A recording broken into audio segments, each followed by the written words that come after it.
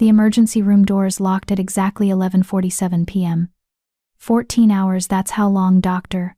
Gracie Vasquez had been on her feet, and she could feel every minute of it in the burning ache behind her knees, the tight knot between her shoulder blades, the way her scrub pants stuck to her thighs with dried sweat, and God knows what else.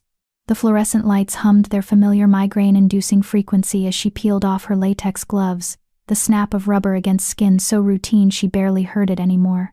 St. Michael's Hospital downtown never truly slept, but Tuesday nights in late September came close.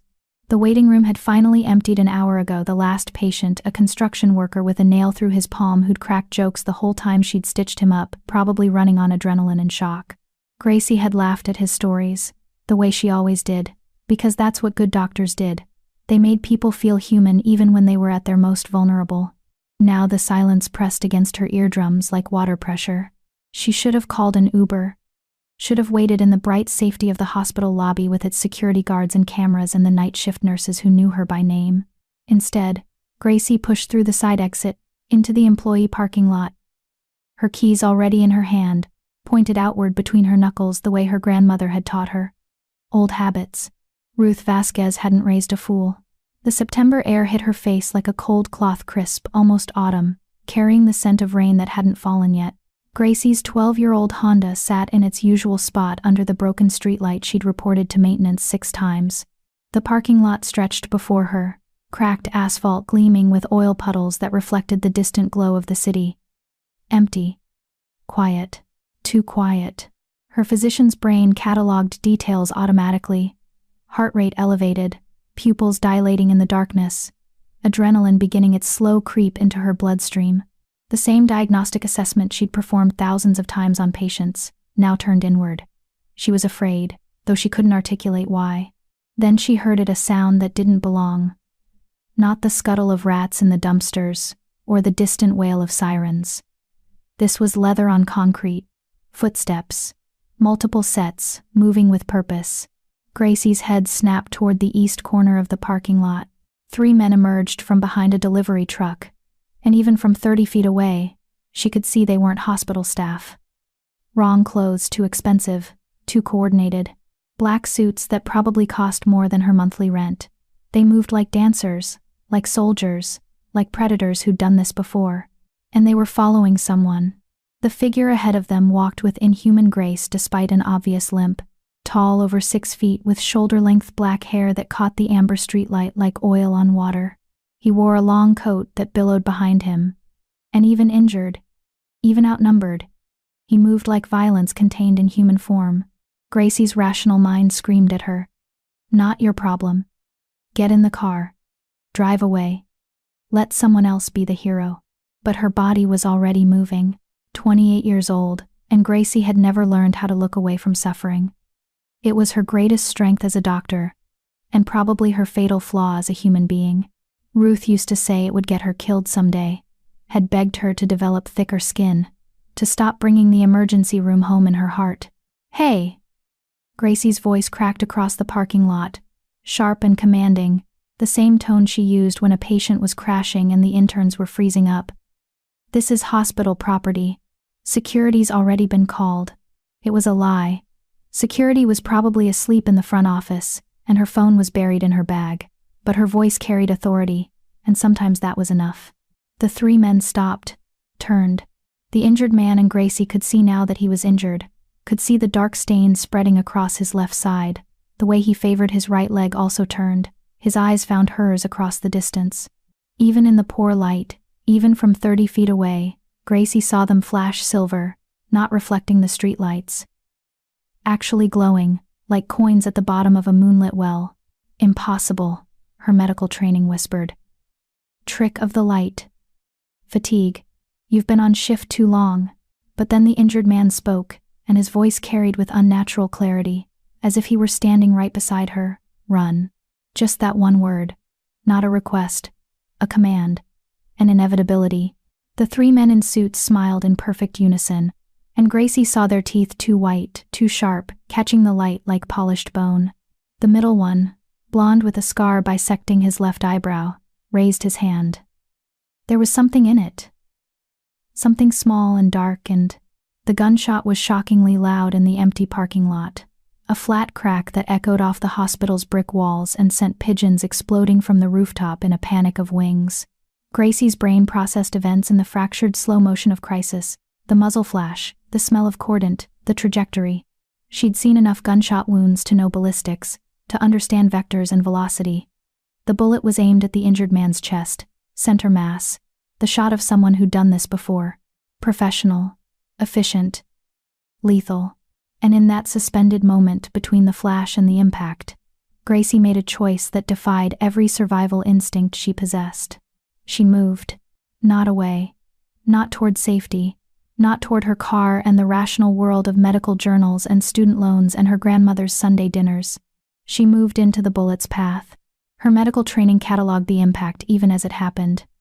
Entry point 2 inches below left clavicle. Trajectory through pectoralis major. Possible lung involvement. Definitely vascular compromise. The bullet felt like being punched by something moving at the speed of thought, not pain yet. That would come in 3, 2, 1. Gracie's knees hit the asphalt. She tasted copper and concrete. The night sky tilted sideways. And she had the distant, clinical thought that she was going into shock, that her blood pressure was dropping, that she had maybe 4 minutes before consciousness failed.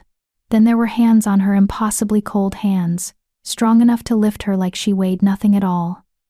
The injured man's face filled her vision, and up close, she could see he wasn't human, couldn't be. The silver eyes were real, and behind the dark fall of his hair, his features were too perfect, too symmetrical, like a statue carved by someone who understood human beauty, but had never quite achieved it. "You fool," he said, and his voice held centuries of weariness. "You beautiful, impossible fool. Why would you do that?" Gracie tried to answer, tried to explain about the Hippocratic Oath and Ruth's insistence that you always helped when you could, and the simple fact that she'd seen someone about to die and her body had moved before her brain could stop it. But her tongue was thick, and the parking lot was growing dark at the edges, and all she managed was, "Doctor, I'm a doctor." "You're dying," he corrected, and for the first time in her life, Gracie heard what grief sounded like when it came from something that had lived long enough to perfect it. "And I cannot let that happen. Not after this. Not after you." The last thing Gracie saw before darkness took her was the man's face descending toward her neck, his mouth opening to reveal fangs that were definitely impossibly real. The last thing she heard was the sound of screaming, not hers, but the 3 men in suits, as something ancient and terrible stopped pretending to be injured and showed them what rage looked like when you had eternity to perfect it. The last thing she felt was cold fire pouring into her veins, rewriting everything she'd ever been. And then there was nothing but darkness, and the distant sound of her heart beating its last human rhythm. Chapter 1. What Remains. Gracie woke to the smell of old books and copper. Her physician's brain tried to catalog the sensory input, the way it always did upon waking. Visual stimuli processing, dim lighting, stone walls, Gothic architecture. Auditory input, complete silence. No. Ambient city. Noise. Olfactory data. Leather. Parchment. Blood. Blood. Her eyes snapped open fully. She was lying on something soft, a bed, she realized, with sheets that felt like silk against her skin. The room around her belonged in a European castle, all vaulted ceilings and leaded glass windows and furniture that looked genuinely antique rather than reproduction. Candles burned in wall sconces, their flames unnaturally steady, casting shadows that didn't quite move the way shadows should. Gracie sat up, and the movement was wrong. Too fast. Too fluid. No morning stiffness. No ache in her lower back from sleeping in an unfamiliar position. She looked down at herself and found she was wearing a white cotton nightgown that definitely wasn't hers, and her left shoulder. Her hand flew to the spot below her clavicle where the bullet had entered. She'd felt it, remembered the impact, knew with medical certainty that she'd been shot. But under the soft fabric, her skin was smooth, unmarked. Not even a scar. "Retrograde healing," a voice said, from the shadows near the window. "One of the more convenient aspects of the transformation. All previous injuries erase themselves, as the change completes. You'll find your old scars gone as well." Gracie's head whipped toward the voice with speed that made the room blur. The man from the parking lot stepped into the candlelight, and now that she wasn't bleeding out, she could actually see him clearly. He was devastating. Not handsome in the conventional sense, his features were too sharp for that, too predatory, with high cheekbones that cast their own shadows and a mouth that looked like it had forgotten how to smile decades ago. His black hair was pulled back now, revealing ears that came to subtle points. He wore dark slacks and a white shirt with the sleeves rolled up, exposing forearms corded with lean muscle and traced with scars that looked like they'd been made by claws. But it was his eyes that held her, those impossible silver eyes that seemed to glow with their own inner light. "I'm hallucinating," Gracie said, and her voice came out wrong too, clearer, each word distinct and sharp-edged. "Oxygen deprivation to the brain. I'm actually dying in that parking lot, and this is my neurons firing random patterns as they shut down." "A rational conclusion," the man said, moving closer with that liquid grace she remembered. "If you were still human. But you're not. Not anymore. I'm sorry." The words hit her like a second bullet. "What did you do to me?" Gracie demanded. And she was standing now, though she didn't remember moving, didn't remember her feet touching the cold stone floor. "In the parking lot. Before I passed out. Your mouth." "Ah, I turned you," he said simply. "It was that or watch you die in approximately 3 minutes from hypovolemic shock and tension pneumothorax. The bullet nicked your subclavian artery and collapsed your left lung. Even if I'd gotten you inside to your emergency room, your chances of survival were less than 30%. He recited the medical details with clinical precision, and Gracie's brain latched onto the familiar terminology like a drowning person grabbing a rope. "You can't just turn someone," she said, knowing even as she spoke that she was arguing against evidence her own body was providing. "Vampires aren't real. There has to be a rational explanation." "There is," he interrupted, and his voice carried the weight of someone who'd had this conversation before and found it exhausting. "The rational explanation is that your species' understanding of biology is incomplete. That there are older forms of life, older ways of being, that predate your medical journals by millennia. That I am vampire, have been for 473 years, and that as of approximately 6 hours ago, so are you." The room tilted. Gracie sat back down on the bed, not because she chose to, but because her legs simply stopped supporting her. "My name is Dorian Thorne," the man continued, his tone softening marginally. "I was king of the Eastern Territories, which encompasses everything from the Atlantic coast to the Mississippi River. And you, Doctor, Gracie Vasquez, just saved my life at the cost of your own humanity." "How do you know my name?" Gracie whispered. He gestured toward the nightstand, where her hospital ID badge lay next to her phone and keys. "I went through your belongings. I needed to know who you were, who I'd condemned to this." The weight in that last word, condemned, sent a chill through Gracie that had nothing to do with temperature. "Those men in the parking lot," she said, forcing her mind to work, to process, to do what it did best, solve problems. "They were trying to kill you. Why?" "Because vampire politics are Byzantine and brutal, and I made enemies when I refused to sanction territory expansion into human population centers," Dorian said, moving to lean against the window frame. "The 3 hunters you saw were sent by Victor Cross, a rival who believes our kind should stop hiding and simply take what we want from humanity. He's been trying to assassinate me for 2 decades. But you're the king," Gracie said. "Don't you have guards? Protection?" Something that might have been a smile ghosted across Dorian's face. "I dismissed them for the evening. I was meeting someone I thought I could trust, receiving information about Victor's plans. It was a trap. The informant was one of Victor's people, and I walked right into it like a fool." "You're 473 years old, and you fell for a trap," Gracie heard herself say. And despite everything, the impossibility, the terror, the complete dissolution of her understanding of reality, she felt a flicker of the same exasperation she felt when interns made obviously stupid mistakes. This time, Dorian definitely smiled. "I appreciate your priorities, Doctor. Yes, I made an error in judgment, pride perhaps. I've been king for so long that I forgot I could still be outmaneuvered." "Were you actually injured?" Gracie asked. "In the parking lot, you were limping, bleeding. Silver knife to the femoral," Dorian said, touching his left thigh. It was real enough, and it would have slowed me down significantly. Silver disrupts our healing, burns us from the inside out. I would have survived the knife wound eventually, but the bullet? He met her eyes. That was blessed silver. Straight to the heart. That would have been the end of King Dorian Thorne. Blessed? Gracie repeated. You mean like religious blessing? Faith has power, Dorian said quietly. Especially faith wielded with conviction. A blessed bullet fired by someone who truly believes in what they're doing. That can kill even the oldest of us. Gracie's hands were shaking.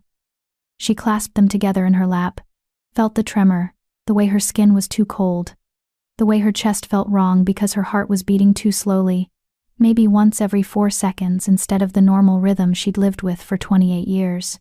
I want to go home, she whispered. I want to see my grandmother. I want to wake up from this.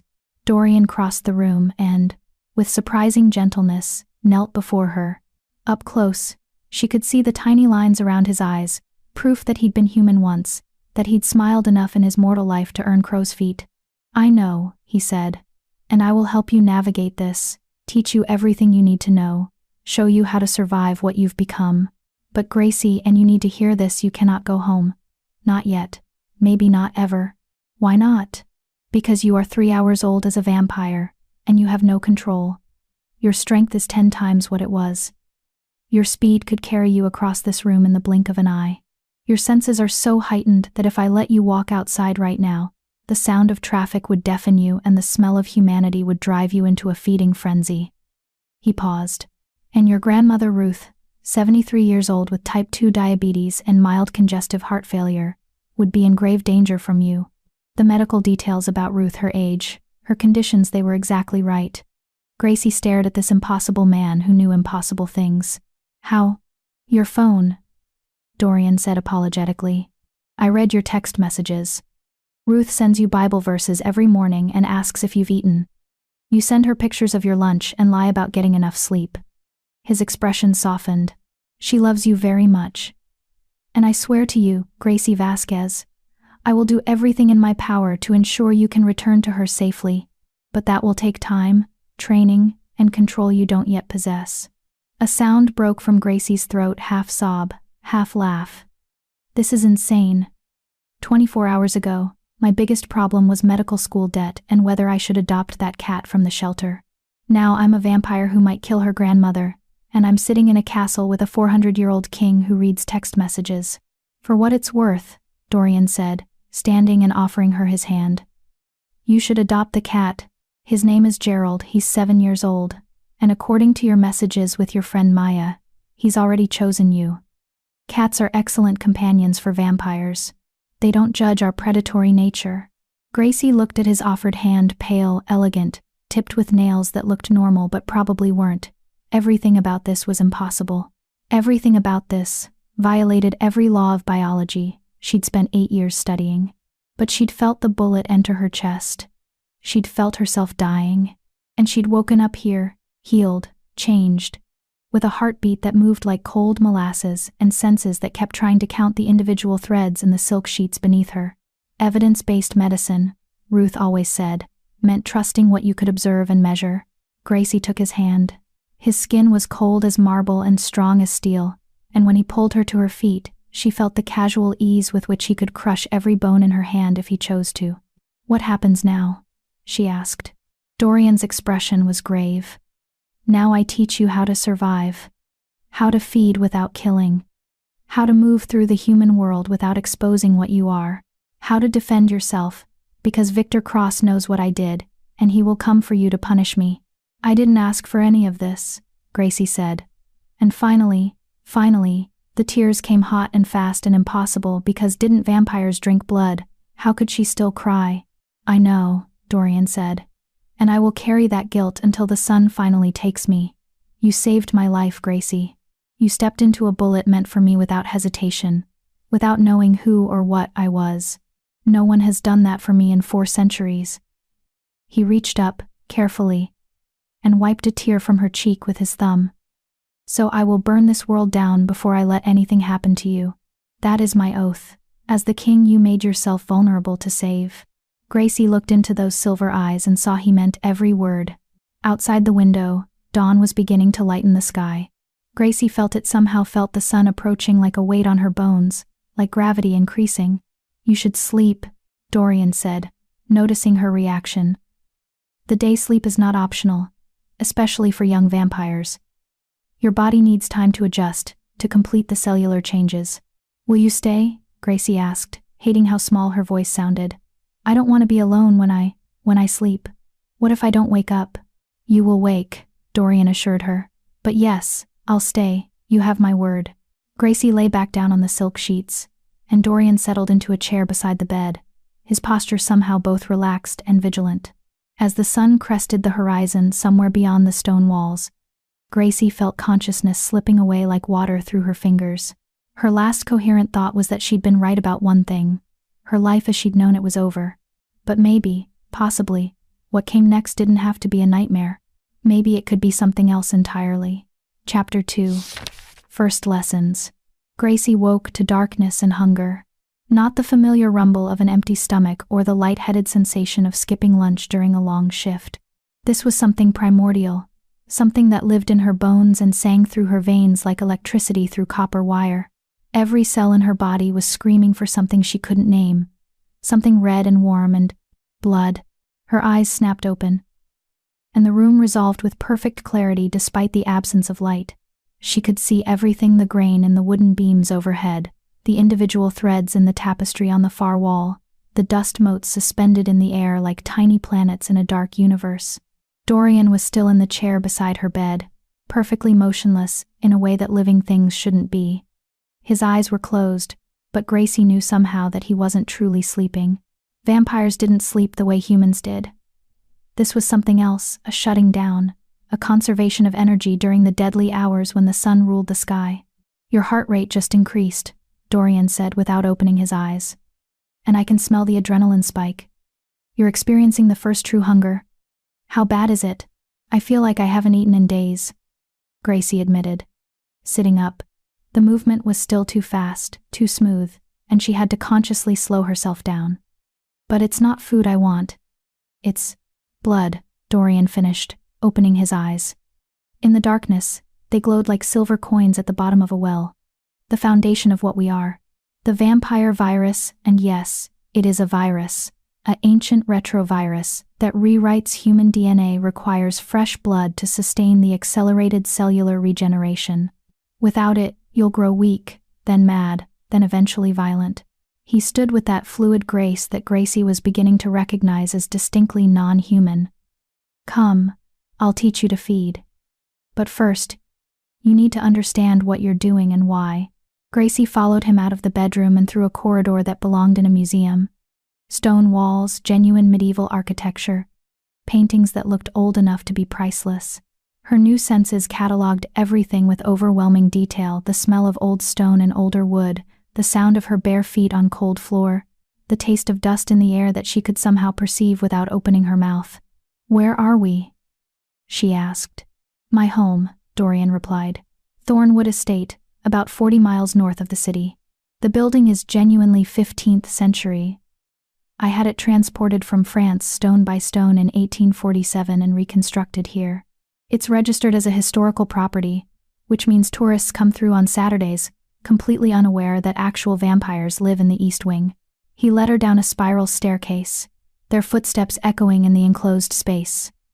"The property sits on 200 acres, fully walled, with security that would make a military installation envious. You're safe here, Gracie.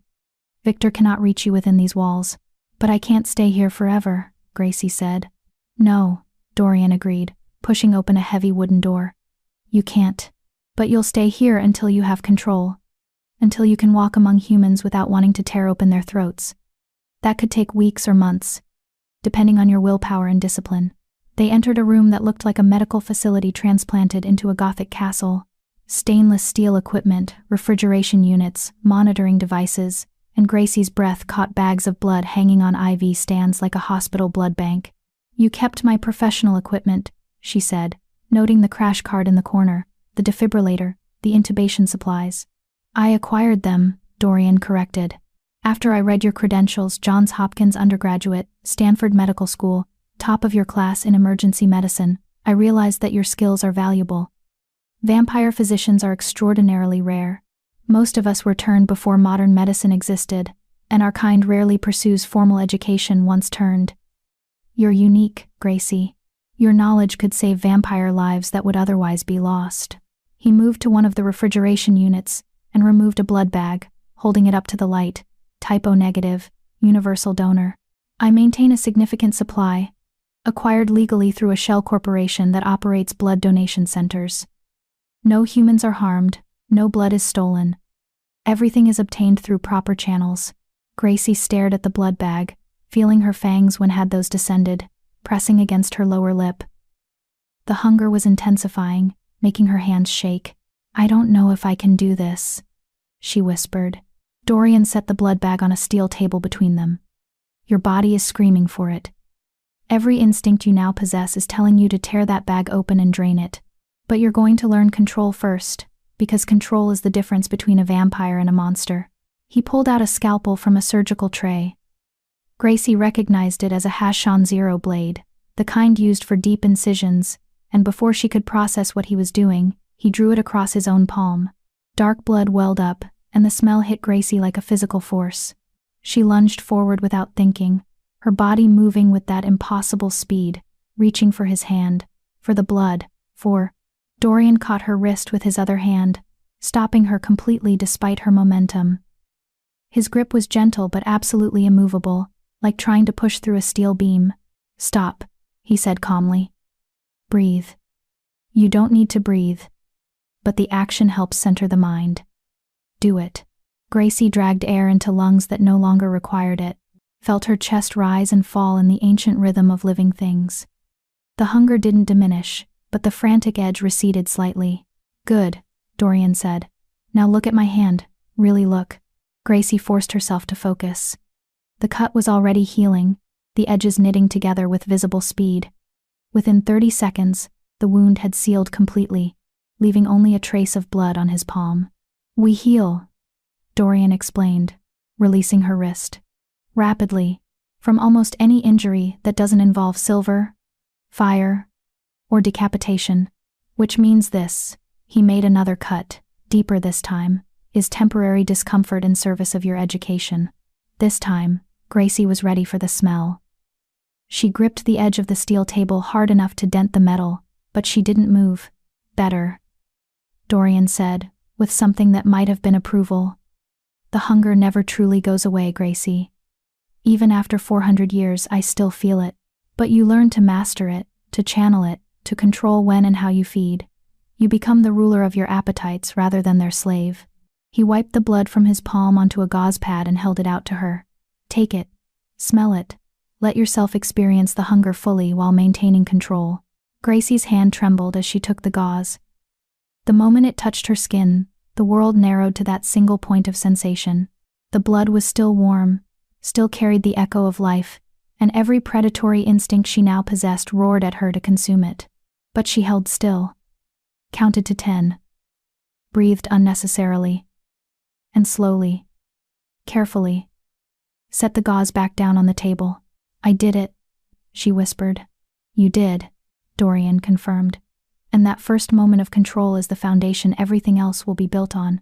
You proved you're stronger than the hunger. Now we can teach you to actually feed. He handed her the blood bag from earlier. This is already dead, no heartbeat, no living cells, just preserved hemoglobin and plasma. It will sustain you, provide the nutrients the virus requires, but it's not the same as feeding from a living source. That's a lesson for later, when you have more control. Gracie took the bag with shaking hands. Do I just bite it? You could. But I'm going to teach you to feed properly, using the fangs that extended the moment you smelled fresh blood. Dorian moved behind her, positioning her hands on the blood bag. Feel the canines, they're hollow, designed to pierce and extract efficiently. When you bite into a viable source, they inject an anticoagulant and mild euphoric to keep the prey calm and compliant. Evolution refined us into perfect predators. His hands covered hers, guiding the bag toward her mouth. Don't fight what you are, Gracie. Accept it, master it, but don't deny it. The vampires who try to reject their nature entirely are the ones who eventually snap and become the monsters in human nightmares. Gracie let her fangs pierce the plastic, felt them sink in with an ease that was deeply disturbing. The blood flowed into her mouth, and, oh, it was better than anything she'd ever tasted. Better than Ruth's arroz con pollo on Christmas. Better than the expensive wine Maya had bought for her med school graduation. Better than the chocolate she used to hide in her locker during residency. The blood was warmth and satisfaction, and the ending of a need so profound she hadn't known it existed until it was being fulfilled. She drank, and didn't stop until the bag was empty. When she finally pulled away, she felt stronger, clearer. The constant background noise of hunger that had been screaming since she woke had quieted to a manageable whisper. "How do you feel?" Dorian asked. "Full," Gracie said. Then after a moment, horrified, "I just drank blood and enjoyed it." "You did," Dorian agreed without judgment. "You'll do it again tomorrow. And the day after that. And every day for the rest of your existence.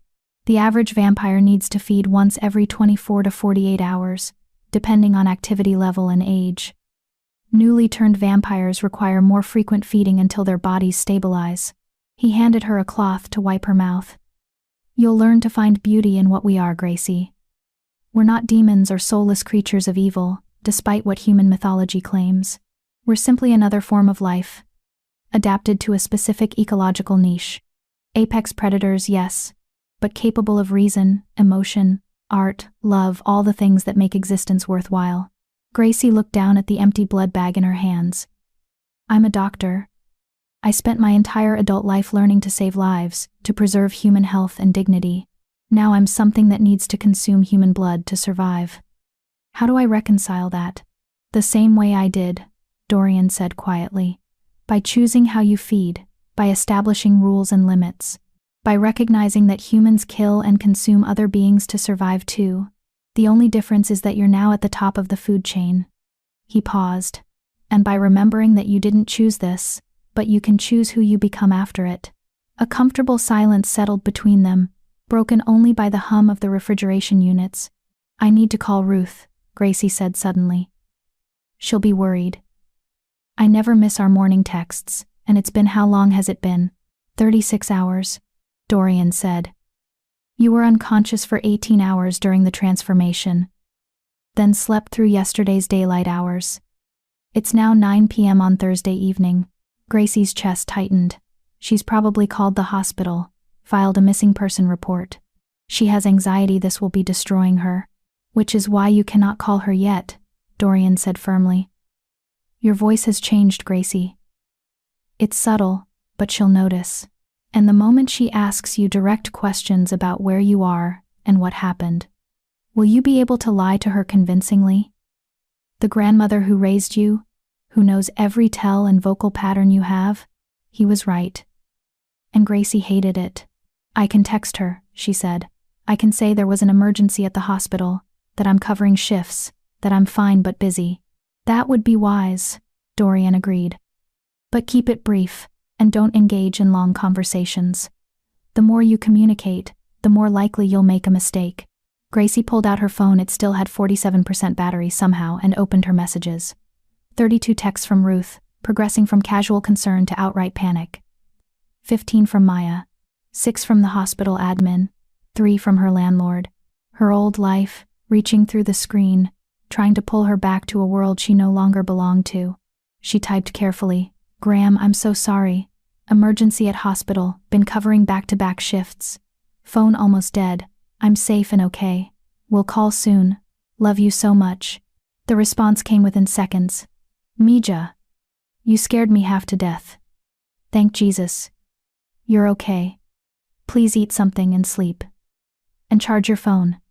I love you more than the stars." Gracie felt tears burning behind her eyes again. Vampire tears, apparently, were just as real as human ones. "She loves you very much," Dorian observed, reading over her shoulder without apology. "She's all I have," Gracie said. "My parents died when I was 6, car accident, and Ruth took me in without hesitation. She worked 2 jobs to put me through college, came to every graduation, every award ceremony. She's the reason I became a doctor. I wanted to help people the way she helped me. Then, we'll ensure you can return to her, Dorian said. It will take time and discipline, but I give you my word as king. You will see Ruth Vasquez again, and you will be in control enough not to pose any threat to her. Gracie looked up at him. This impossible creature who'd torn apart 3 trained killers to save her life after she'd saved his. Why are you doing this? You said yourself that turning someone carries consequences, that Victor will come after me. Wouldn't it be easier to just let me figure this out alone? Or, she swallowed hard, end me so I'm not a liability? Dorian's expression shifted to something ancient and sad. Do you know what the oldest law of vampire society is, Gracie? She shook her head. The law of blood debt, he said. If someone saves your life at the cost of their own, you become responsible for them in perpetuity. Not just for teaching them, but for protecting them, for ensuring their well-being, for treating their life as equal to your own. His silver eyes met hers. You took a blessed silver bullet to the chest for me. That creates a bond that supersedes politics, territory disputes, and personal convenience. You are mine to protect now, Gracie Vasquez, and I do not fail in my debts. The weight of those words settled over Gracie like a physical thing. What if I don't want to be yours to protect? She asked. What if I want independence, autonomy, the right to make my own choices? A genuine smile crossed Dorian's face, the first real one she'd seen. Then you're already thinking like a vampire, good. The ones who blindly accept authority are useless in the long run. He gestured toward the door. Come. There's more to show you. And the night is young. You have approximately 11 hours before dawn forces you back to sleep, and we need to make use of every minute. Gracie followed him back into the corridor, her mind racing with 1,000 questions. But one rose above the others, urgent and immediate. Dorian, she said, those men in the parking lot, the ones who shot me, did you kill them? He paused, his back to her, silhouetted against the candlelight from the wall sconces. Yes, he said simply. All 3. Quickly, and without mercy. They saw you die. Saw me turn you. And that knowledge could not be allowed to return to Victor. I'm sorry you had to be part of that violence, but I will not apologize for the act itself. Were they human? Gracie asked. Or vampire? Human, Dorian said, turning to face her. Vampire hunters, actually. Humans who know we exist and dedicate themselves to eradicating us. Usually they're zealots or people who've lost someone to a rogue vampire. Victor recruits them, trains them, uses them as disposable assets. Gracie processed this. 3 human men, dead, because she'd made a choice in a parking lot. I should feel guilty, she said slowly. I should be horrified. But all I feel is grateful that they can't hurt you again, that they can't tell anyone what I've become. Is that wrong? Am I already losing my humanity? Dorian closed the distance between them and placed both hands on her shoulders. Humanity isn't measured by how you feel about those who tried to kill you, Gracie. It's measured by how you treat those who are vulnerable, powerless, unable to defend themselves. Those 3 men were armed, trained, and attempting murder. You didn't kill them, I did, and I did it to protect both of us. That's not loss of humanity, that's survival. He released her shoulders and continued walking. But we'll revisit this conversation periodically, because the real danger isn't feeling relief at being safe. The real danger is when you start to enjoy the killing itself, when violence becomes entertainment rather than necessity. That's when vampires become the monsters humans fear. They ascended a different staircase, this one spiraling up rather than down. Gracie's new body took the steps effortlessly, no burning in her thighs or shortness of breath. It was strange, being this strong, this tireless. They emerged onto a rooftop terrace, and Gracie gasped. The night sky spread above them like black velvet scattered with diamonds, but it wasn't the stars that stole her breath, it was the way she could see them. Individual pinpoints of light that she could focus on one at a time, constellations that resolved with perfect clarity, the arm of the Milky Way visible despite the distant glow of the city. Your vision has enhanced, Dorian explained, leaning against the stone balustrade. Vampires see differently than humans. We can perceive into the infrared and ultraviolet spectrums. That's how we hunt in complete darkness. how we spot the subtle heat signatures that indicate living prey. Gracie looked at her hands and saw the faint glow of her own body heat, a dim radiance that clung to her skin like phosphorescence. We're cooler than humans, Dorian continued. Body temperature around 85 degrees Fahrenheit rather than 98.6.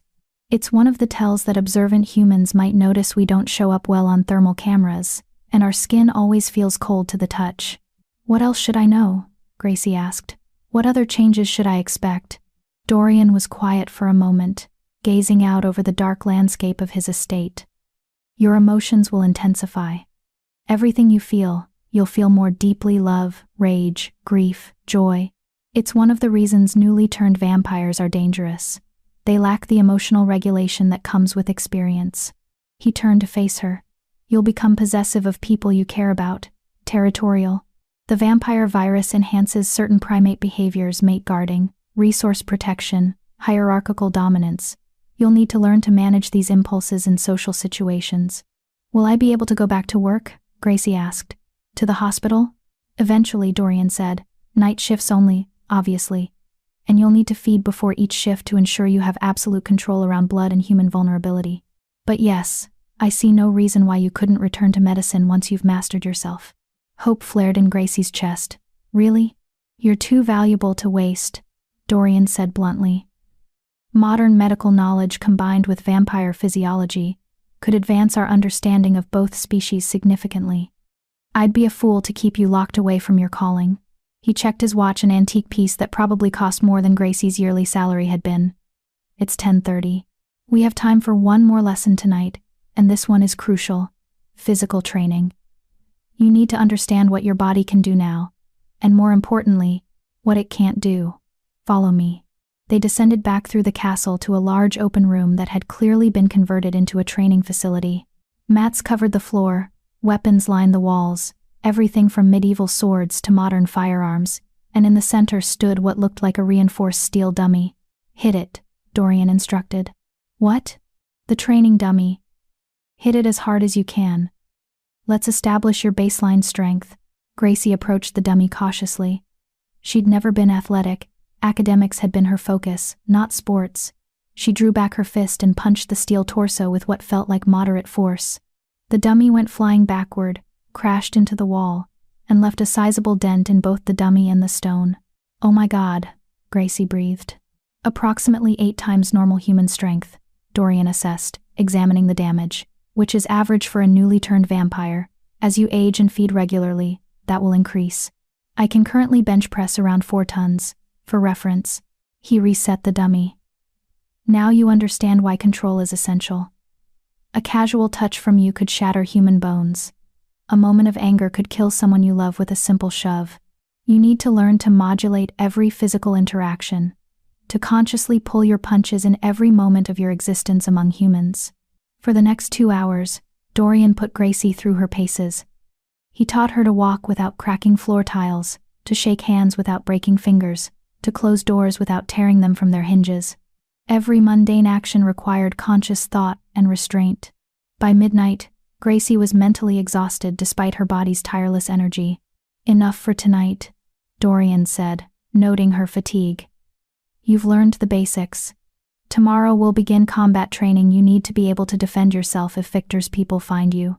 As they walked back toward Gracie's quarters, she found herself asking, Do you have family? Other vampires you're close to? I have a clan, Dorian said. 37 vampires who swear fealty to me, who I'm responsible for protecting and governing. Some I've known for centuries, others I turned myself. You'll meet them soon. They're eager to know the woman who saved their king. And beyond the clan? Gracie pressed. Friends?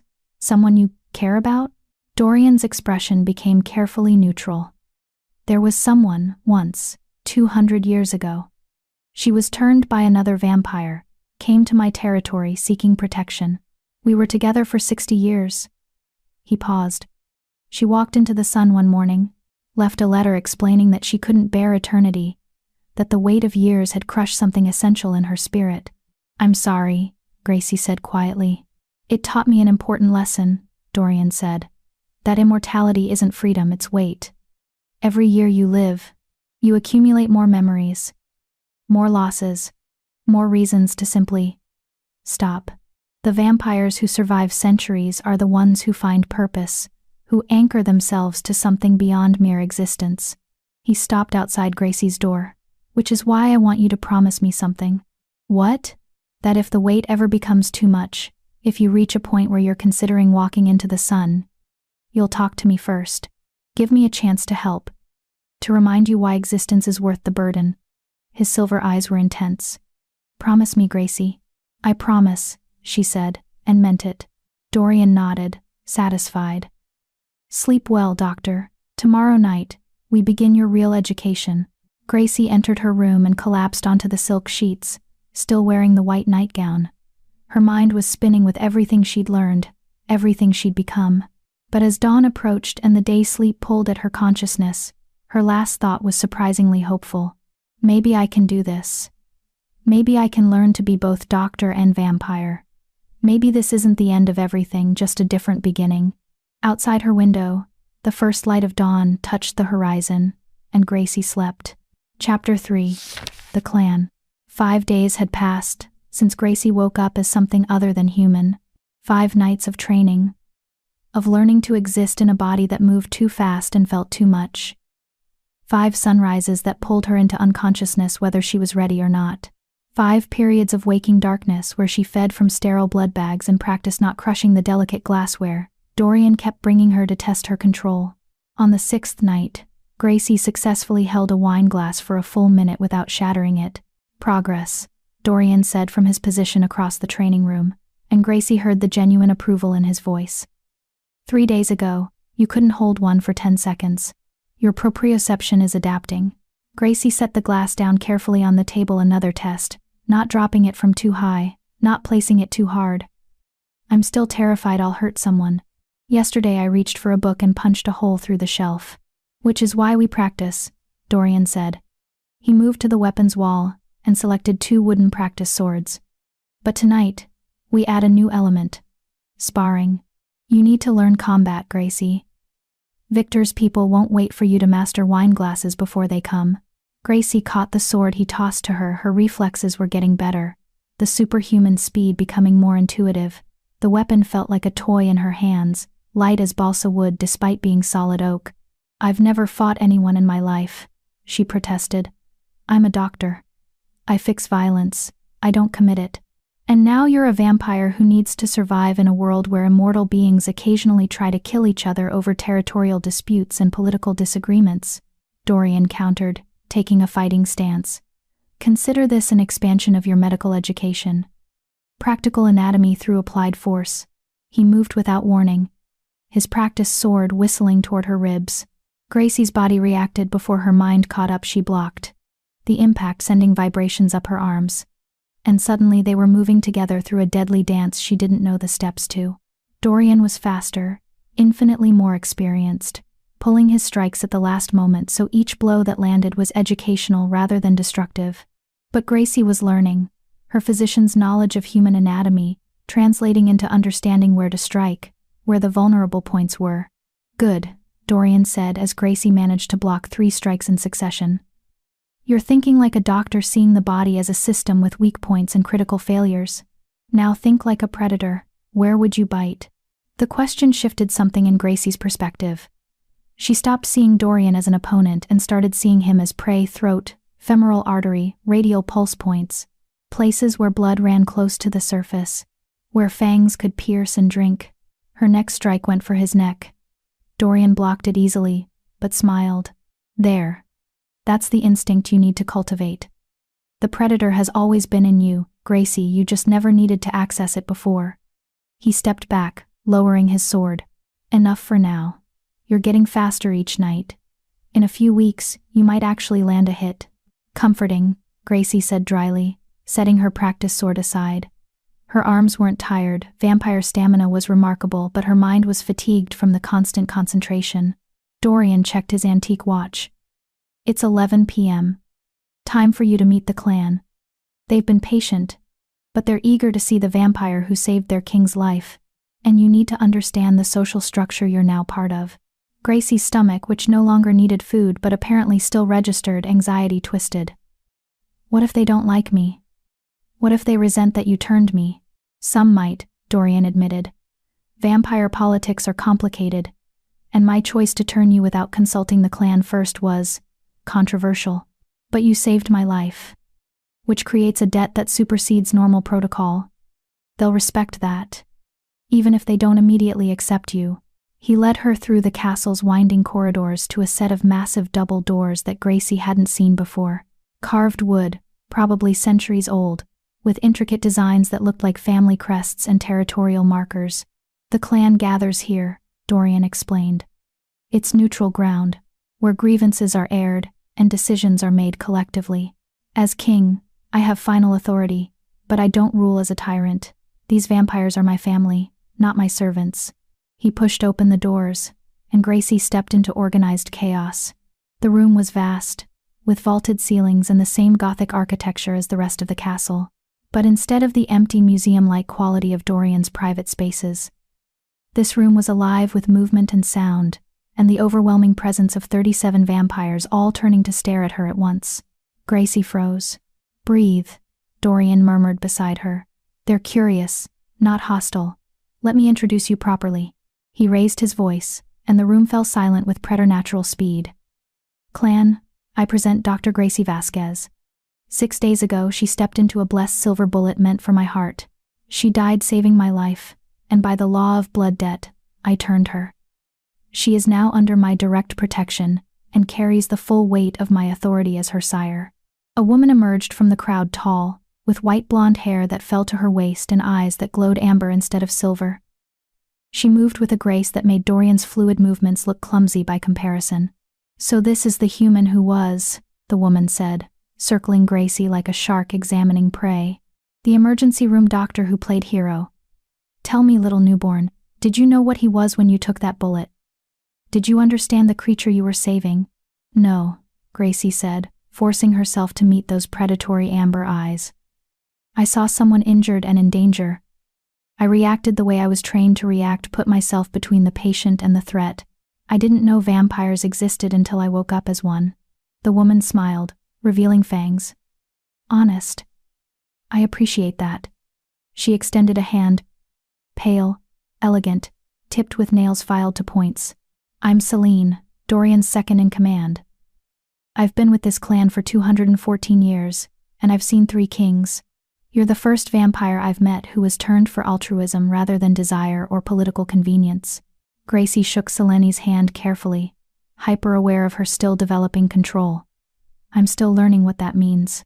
"It means you're either incredibly stupid or genuinely noble," Celine said bluntly. "Time will tell which. But you have my respect for the act, if nothing else." Other vampires approached, each introduction a blur of names and ages and personalities. Lucas, a former soldier turned during the Civil War, now responsible for the clan's security. He had a scar across his throat from silver that had never fully healed, and he assessed Gracie with military precision. Ivy, barely 19 when she was turned in 1952, now forever frozen in bobby socks and rebellion. She was tiny but radiated danger, and her eyes held the kind of damage that came from decades of existence in a teenager's body. Theodore, ancient and formal, turned during the Renaissance. He spoke in careful, measured sentences and studied Gracie like she was a fascinating specimen. Zara, a former Olympic athlete, turned in 2010, still wearing workout clothes and radiating competitive energy. She immediately challenged Gracie to an arm wrestling match that Dorian intervened to prevent. The introductions continued until Gracie's head spun with names and faces. But one vampire stood apart from the others, watching from the shadows near the fireplace. He was young, couldn't have been more than 17 when turned, with dark skin, close-cropped hair, and eyes that held centuries despite his youthful face. He didn't approach, didn't speak, just watched Gracie with an intensity that made her vampire instincts prickle with awareness. "That's Isaiah," Celine said, noticing Gracie's attention. "He's complicated. Turned in 1847, same year this castle was reconstructed. He was a runaway slave who Dorian found dying in the woods after an attack by slave catchers. Isaiah doesn't talk much, but he sees everything. If you earn his trust, you'll have a powerful ally. If you don't," she shrugged. "He's patience personified. but also unforgiving of those who prove unworthy. Isaiah met Gracie's eyes across the room, and she saw the challenge there. He was testing her, measuring her, determining whether she deserved the protection Dorian had extended. Gracie held his gaze and nodded once acknowledgement without submission. After a long moment, Isaiah returned the nod and melted back into the shadows. "Well handled," Selene murmured. "Isaiah respects those who don't try too hard to win him over. You passed the first test." Dorian clapped his hands once, drawing the clan's attention. "Gracie will be training here for the foreseeable future, mastering control and learning our ways. I expect you all to assist in her education while respecting her autonomy. She's not a pet or a project, she's a vampire with full rights and the protection of blood debt. Anyone who harms her answers to me personally." The weight of his authority pressed against the room like atmospheric pressure. The clan bowed their heads in acknowledgement, not fear, Gracie realized, but respect. "Now," Dorian continued, "we have business to discuss. Victor has made a formal challenge to my territory, claiming that my weakness in being injured proves I'm unfit to rule. The council has demanded I appear before them in 3 weeks to defend my position." The room erupted in angry voices. Selene's eyes flashed dangerously. Victor staged an assassination and now uses its partial success as grounds for challenge? That's snake tactics even for him. It's also legal under the old laws, Theodore said gravely. A king who cannot defend himself from attack forfeits the right to rule. The council will support tradition unless Dorian can prove his strength. "Which I will," Dorian said calmly. "But it means we have 3 weeks to prepare, and Victor will likely send more assassins during that time to further weaken my position. Security protocols are now at maximum. No one travels alone. Everyone reports suspicious activity immediately." Lucas stepped forward. "What about the newborn?" "She's a liability, Dorian. No offense," he added, glancing at Gracie. "But you're 6 days old and barely in control. If Victor's people come and you panic..." "She stays with me," Dorian interrupted. "Under constant supervision. Until she's stable enough to defend herself. I won't hide her away like a shameful secret. The clan needs to see her, accept her, integrate her. I can help with training," Zara offered. "Physical conditioning, reflexes, combat basics. If she's going to survive in our world, she needs to be more than just controlled, she needs to be dangerous." "I'll handle magical theory," Theodore said. "The girl should understand the virus that transformed her, the biological and mystical mechanisms that sustain her. Knowledge is its own form of power. And I'll teach her politics," Selene added. "She needs to understand the council, the territorial divisions, the alliances and feuds that define our world. Dorian's enemies will become her enemies, she should at least know their names and motivations." Gracie listened to them discuss her education like she was a student, being assigned tutors, and part of her bristled at the lack of agency. But another part, the part that had spent 8 years in medical school, accepting that she didn't know everything and needed teachers, recognized the gift being offered. "Thank you," she said, her voice cutting through the planning. "All of you. I didn't ask for this existence, but I'm here now, and I want to learn. I want to be useful, to contribute something beyond being the vampire who got Dorian shot." Ivy laughed, a sound like breaking glass. "I like her. She's got spine. Most newborns are either terrified or arrogant. This one's practical. She's a doctor," Dorian said with something that might have been pride. Practical is her default setting. The meeting continued for another hour, covering security arrangements, patrol schedules, and contingency plans if Victor's forces attacked Thornwood Estate directly. Gracie absorbed what she could, but much of the tactical discussion went over her head. She was a physician, not a military strategist. Finally, as the clan began to disperse, Isaiah approached. Up close, Gracie could see the scars that crisscrossed his forearms, old wounds that had healed with vampire efficiency but left their marks. He pulled out a phone and typed rapidly, then showed Gracie the screen. "You were a doctor. Did you treat everyone, regardless of who they were?" Gracie understood the question beneath the question. "Yes," she said. "Rich, poor, citizen, undocumented, criminal, saint. If they came through my emergency room doors, I treated them. That was my oath." Isaiah typed again. "Even people who hurt others, who deserved their injuries. Especially them." Gracie said. Because deciding who deserves medical care based on moral judgment is a path to atrocity. My job was to heal bodies, not judge souls. Isaiah studied her face for a long moment, then typed. Dorian saved my life when no one else would have.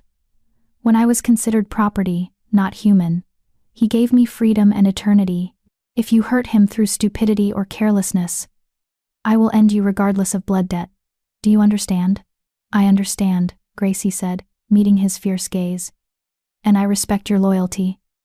If our positions were reversed, I'd say the same thing. Isaiah's expression softened fractionally. He typed, Good, then we'll get along. I'll teach you sign language. Properly texting is inefficient in combat situations. He walked away before Gracie could respond, leaving her slightly stunned. That went better than expected, Celine said, appearing at Gracie's elbow. Isaiah doesn't usually accept newborns that quickly. You must have said something right. I told him the truth, Gracie said. That'll do it. Celine gestured toward the door. Come on, little doctor. Let me show you something useful where we keep the good blood. She led Gracie through a different section of the castle, down into what appeared to be extensive cellars. But instead of wine racks, Gracie found herself in a state-of-the-art storage facility with medical-grade refrigeration and careful labeling systems. We don't just have O-negative, Celine explained, opening one of the units. We have every blood type, separated by age, quality, and special characteristics. Fresh blood from donors who consent and are compensated, rare types for special occasions, even synthetic blood that Theodore has been developing, though it tastes like cardboard. She pulled out a bag labeled A positive, dated 3 days ago. This is from a donor who'd just eaten a good meal: pasta, red wine, dark chocolate. You can taste it in the blood. Little luxuries matter when you're immortal. You can taste what they ate? Gracie asked, fascinated despite herself. You can taste everything about them, Celine said. Diet, health status, emotional state, even medications. It's how we avoid feeding from sick humans the blood tastes wrong. Your medical knowledge will actually help here. You'll be able to diagnose conditions just by tasting someone's blood. She handed Gracie the bag. Try this one. It's better than the sterile O-negative Dorian's been giving you. Gracie pierced the bag with her fangs, still a deeply weird sensation, and drank. Celine was right. She could taste pasta, could detect the tannins from wine, could sense the donor's contentment and good health. That's incredible, she breathed. That's survival, Celine corrected. In the old days, before blood banks and consensual donors, we had to be able to assess prey quickly. Is this human healthy enough to feed from without killing them? Are they diseased, drugged? The ones who couldn't tell often poisoned themselves or accidentally created blood bonds with inappropriate humans. Blood bonds? Gracie asked. Celine's expression became carefully neutral. A topic for another night. It's advanced material, and you're barely controlling basic hunger. Let's not complicate things yet. They spent another hour in the blood storage, Celine teaching Gracie the protocols: how much to take from each bag, how to rotate stock, how to request specific types if she wanted to experience different flavors. It was weirdly domestic, like being taught to shop for groceries by a roommate. When they finally emerged back into the main castle, dawn was beginning to approach. Gracie felt the pull, the way her body started preparing for day sleep whether she wanted it or not. You'll get used to it, Celine said, noting Gracie's fatigue. The day sleep is absolute for the first few months, but as you age, you'll gain some resistance. I can stay conscious for a few hours past dawn if necessary, though it's exhausting. They parted ways at Gracie's corridor, and Gracie returned to her room to find Dorian waiting, sitting in his usual chair with a leather-bound book. How was your first clan meeting? He asked without looking up from his reading. Overwhelming, Gracie admitted, collapsing onto the bed. But not as bad as I feared. They seem decent. More human than I expected.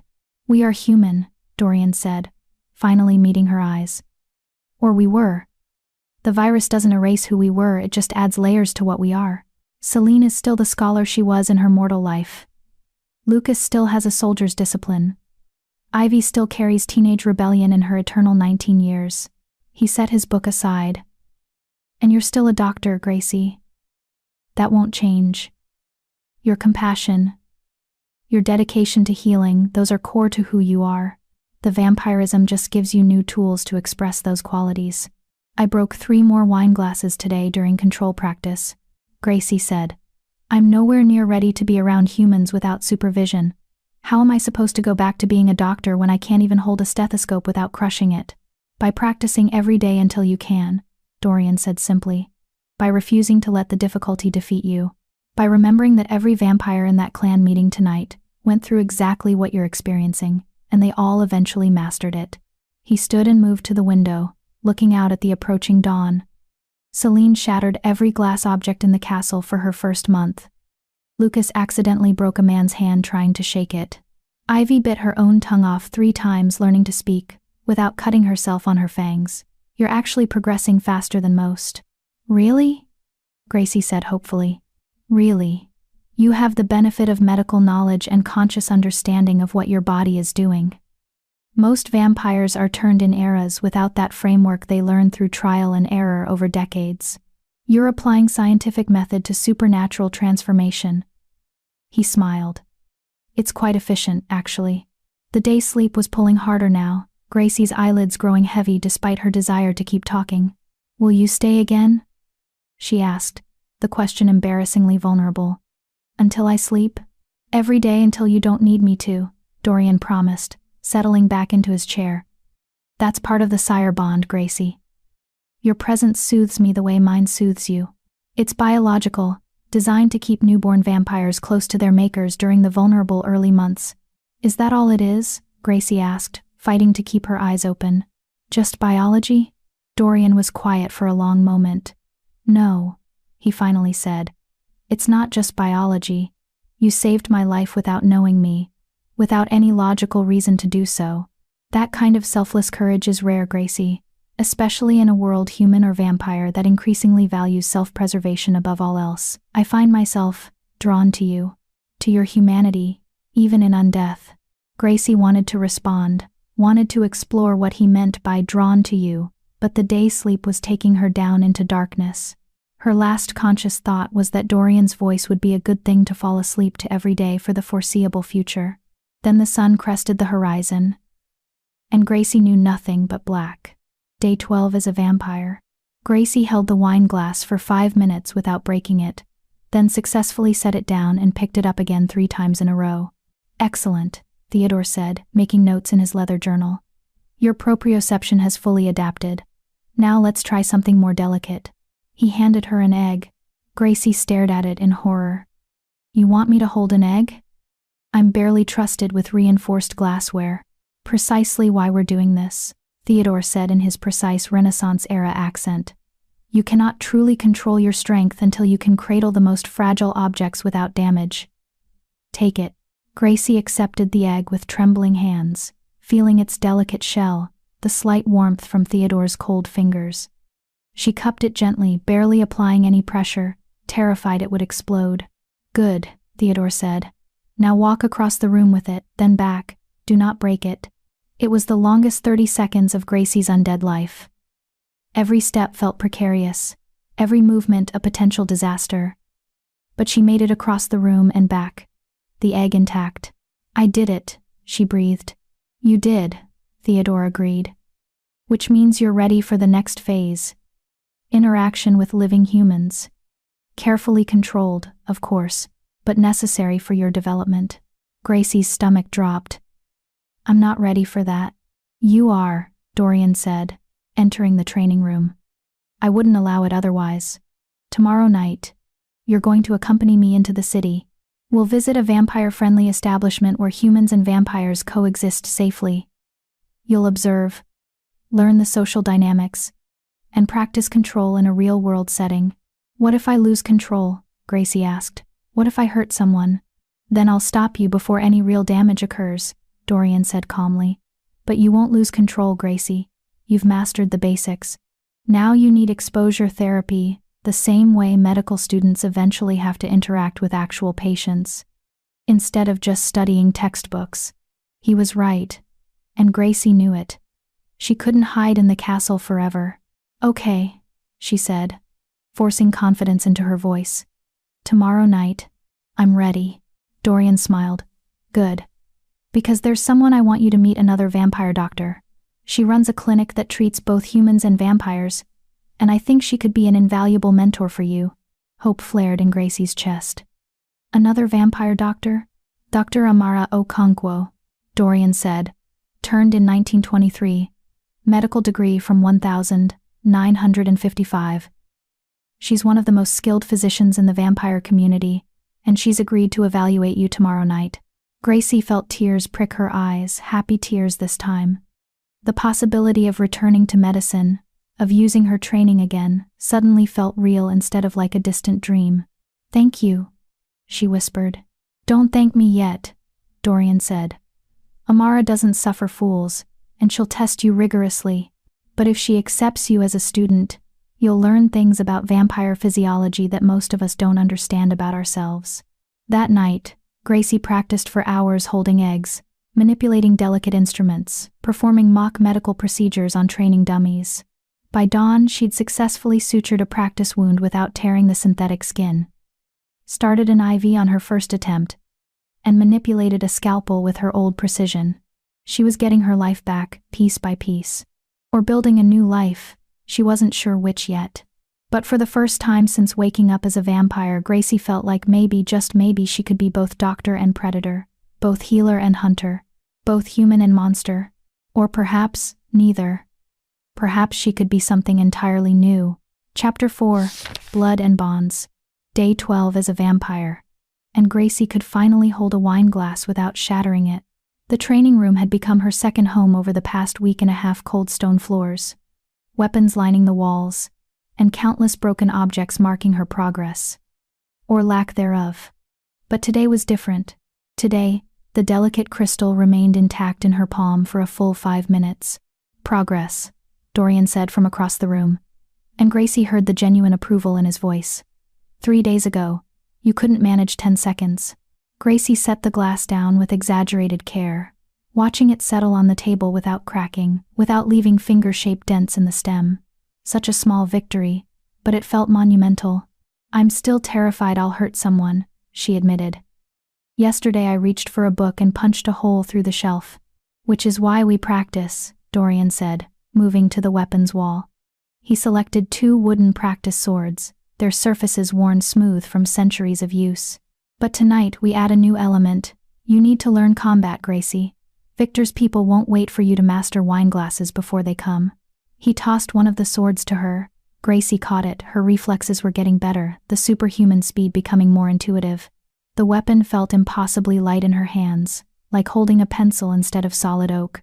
I've never fought anyone in my life, Gracie protested, testing the sword's weight. I'm a doctor. I fix violence. I don't commit it.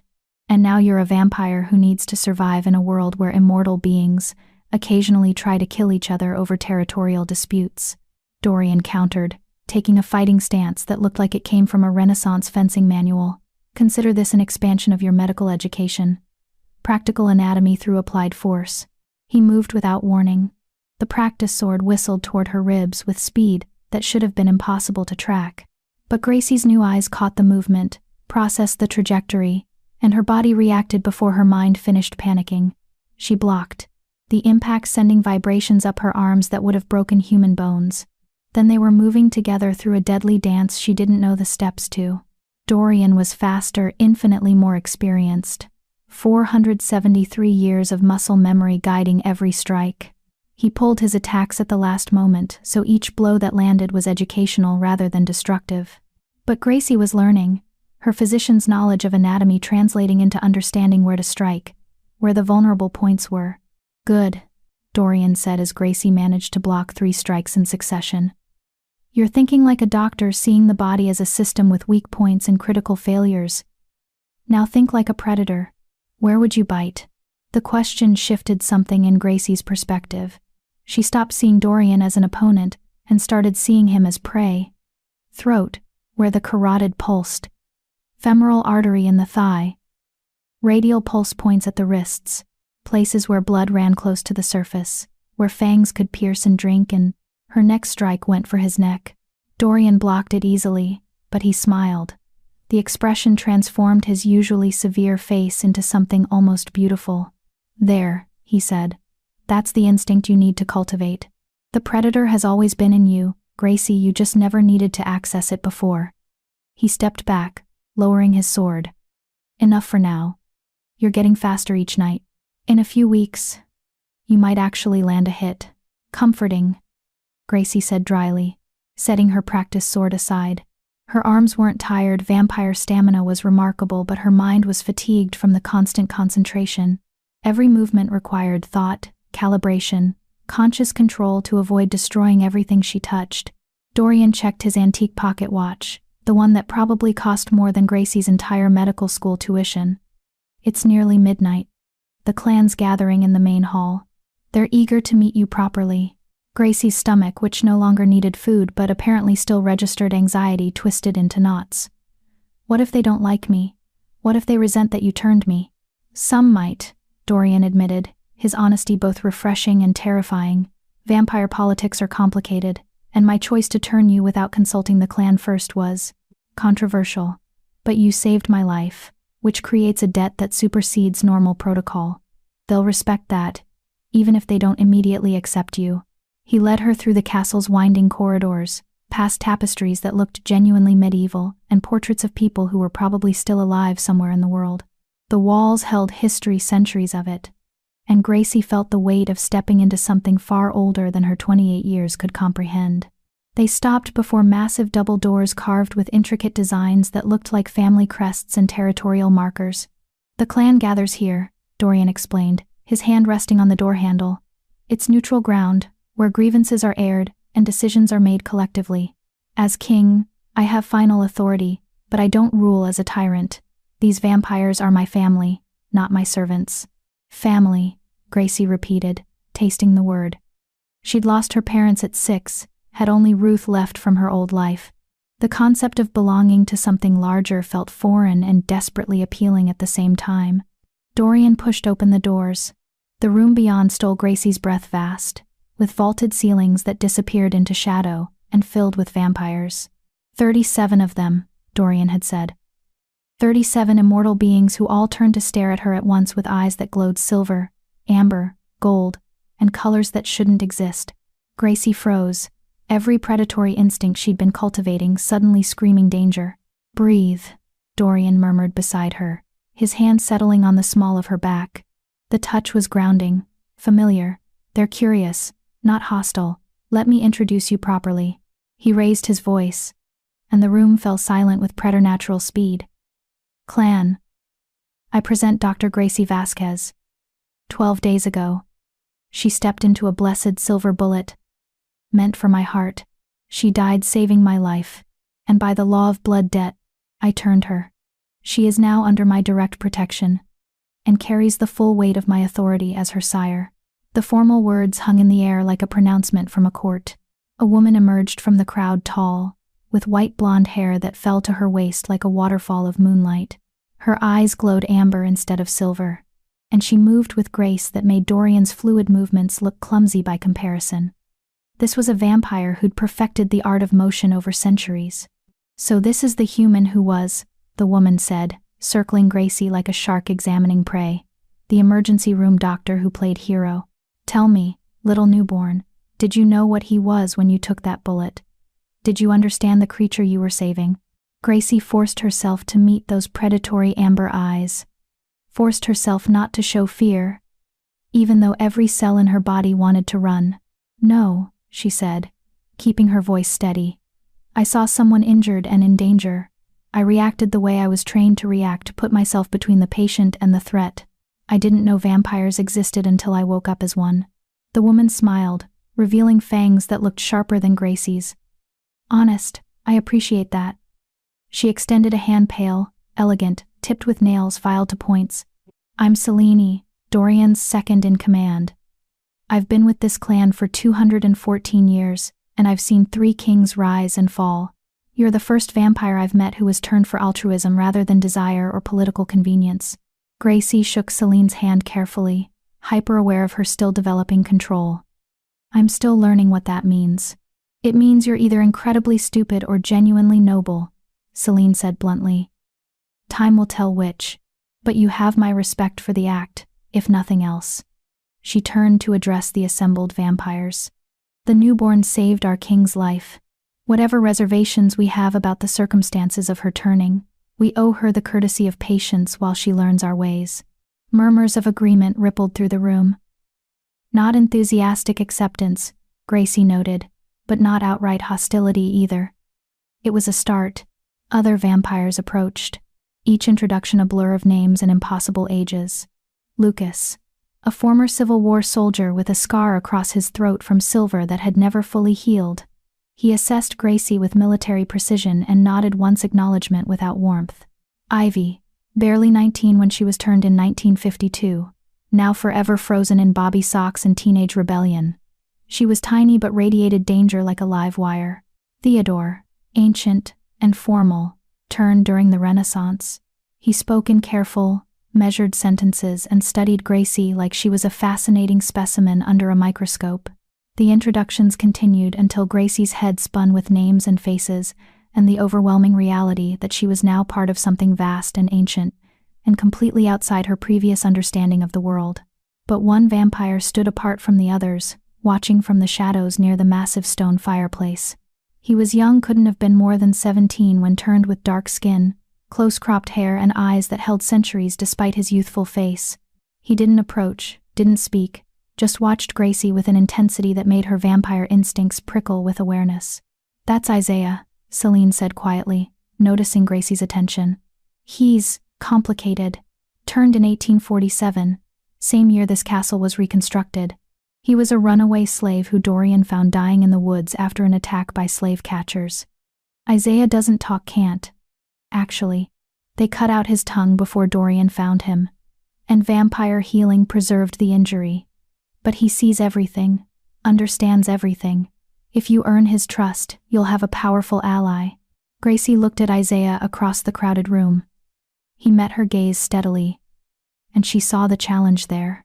He was testing her, measuring her, determining whether she deserved the protection Dorian had extended. She held his gaze and nodded once acknowledgement without presumption. After a long moment, Isaiah returned the nod. Something in the room shifted, a tension Gracie hadn't fully noticed releasing slightly. "Well handled," Celine murmured. "Isaiah respects those who don't try too hard. You passed the first test." The gathering continued for another hour, vampires approaching in small groups to introduce themselves or simply assess the newcomer who disrupted their king's carefully ordered existence.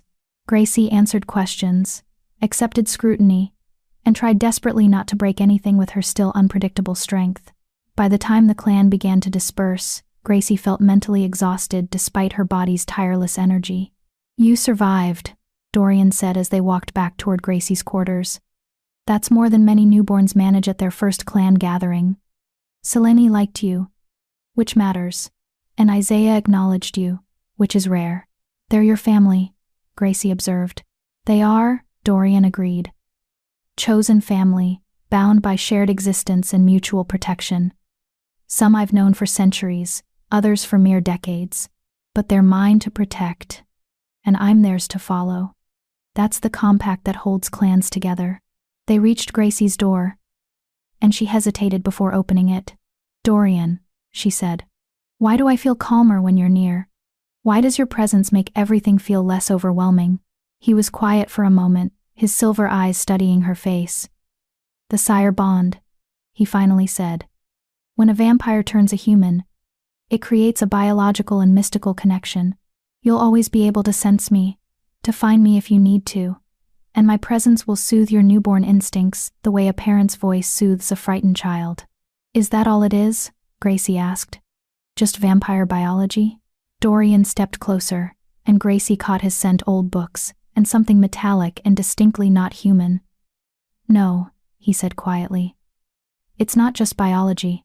The sire bond creates the foundation, but what builds on that foundation is choice. And I choose to be here, Gracie, not because I have to, but because I want to." The words hung between them, heavy with implication. "I should sleep," Gracie said, though she didn't want to. Dawn was still hours away. "You should," Dorian agreed, but he didn't move. "But first, there's something you need to understand about the next few weeks. Victor will make his move soon, either another assassination attempt or a formal challenge before the council.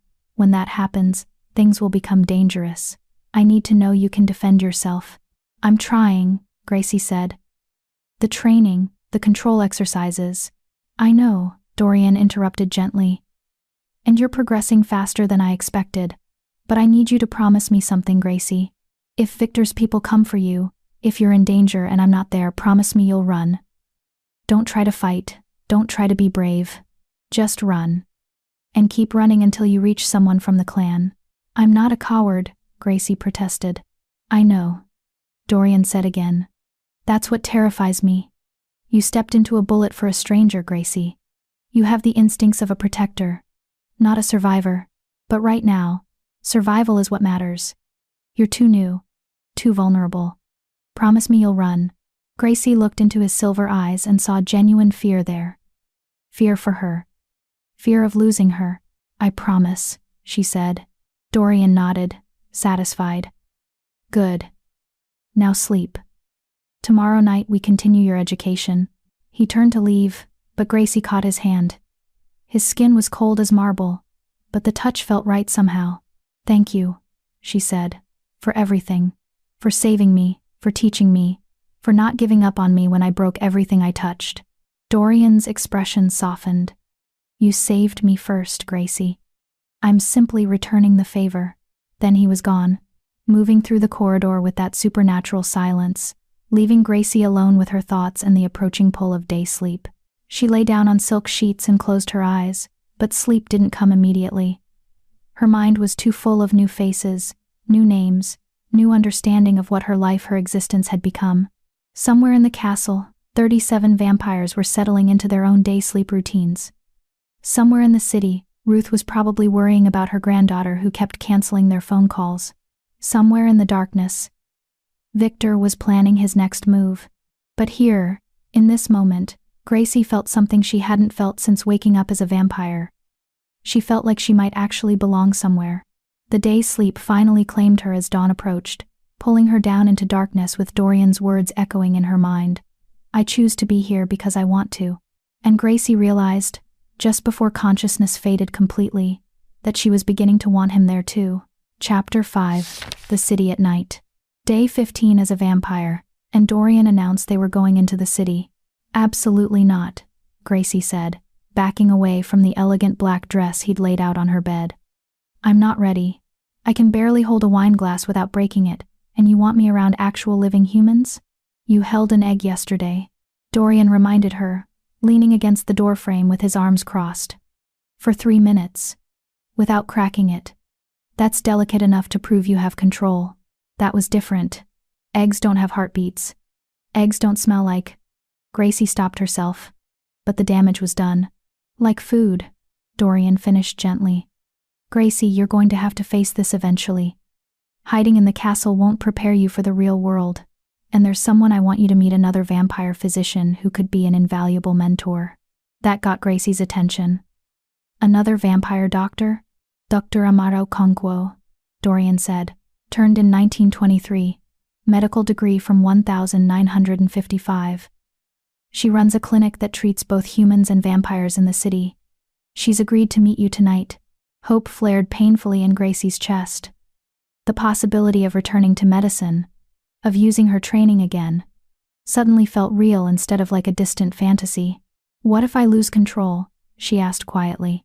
Then I'll stop you before any harm occurs, Dorian said with absolute confidence. But you won't, Gracie. I've been watching you for 15 days. You have more discipline than vampires twice your age. Trust yourself the way I trust you. 20 minutes later, Gracie found herself in the back of a sleek black car, wearing the dress Dorian had selected, simple, elegant, dark enough not to show bloodstains if something went wrong.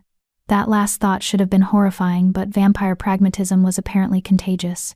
Lucas drove, his military bearing evident even behind the wheel. Celine sat in the passenger seat, having insisted on accompanying them for additional security. Victor's people are watching, she'd said.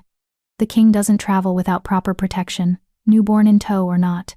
Gracie watched the city lights blur past the window, her enhanced vision picking out details that would have been invisible to her human eyes.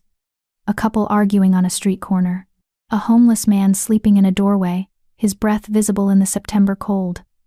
A woman laughing into her phone, completely unaware that monsters were real. Overwhelming, Dorian asked beside her, his voice low enough that only vampire hearing would catch it. Everything's so loud, Gracie admitted. So bright. How do you filter it all out? Practice, Dorian said. And age. Eventually, you'll learn to focus selectively, to tune out the background noise of existence. But for now, if it becomes too much, tell me. We can leave any time. They pulled up to a building in the warehouse district, old brick, nondescript, the kind of place most people would walk past without noticing. But Gracie's vampire senses picked up the subtle tells: reinforced doors, cameras hidden in the eaves, and the faint hum of serious security systems. The sanctuary, Celine explained as they exited the car. Neutral ground. Vampires and select humans coexist here under strict rules. No feeding without consent, no violence, no exposure of our nature to unaware humans. Break the rules, and you're banned permanently. Break them badly enough, and you're executed. Gracie's throat went dry. Executed. We police our own, Dorian said, guiding her toward the entrance with a hand on her lower back. It's the only way to maintain secrecy and prevent hunters from wiping us out. The sanctuary exists because vampires like Amara enforce its rules absolutely. Lucas stayed with the car while Dorian, Celine, and Gracie entered through heavy doors that required both a keycard and what looked like biometric scanning. The security made TSA look casual. Inside, Gracie's senses were immediately overwhelmed.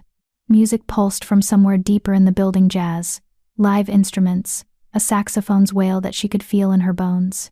The air smelled of perfume, alcohol, blood, and dozens of different human scents all mixing together.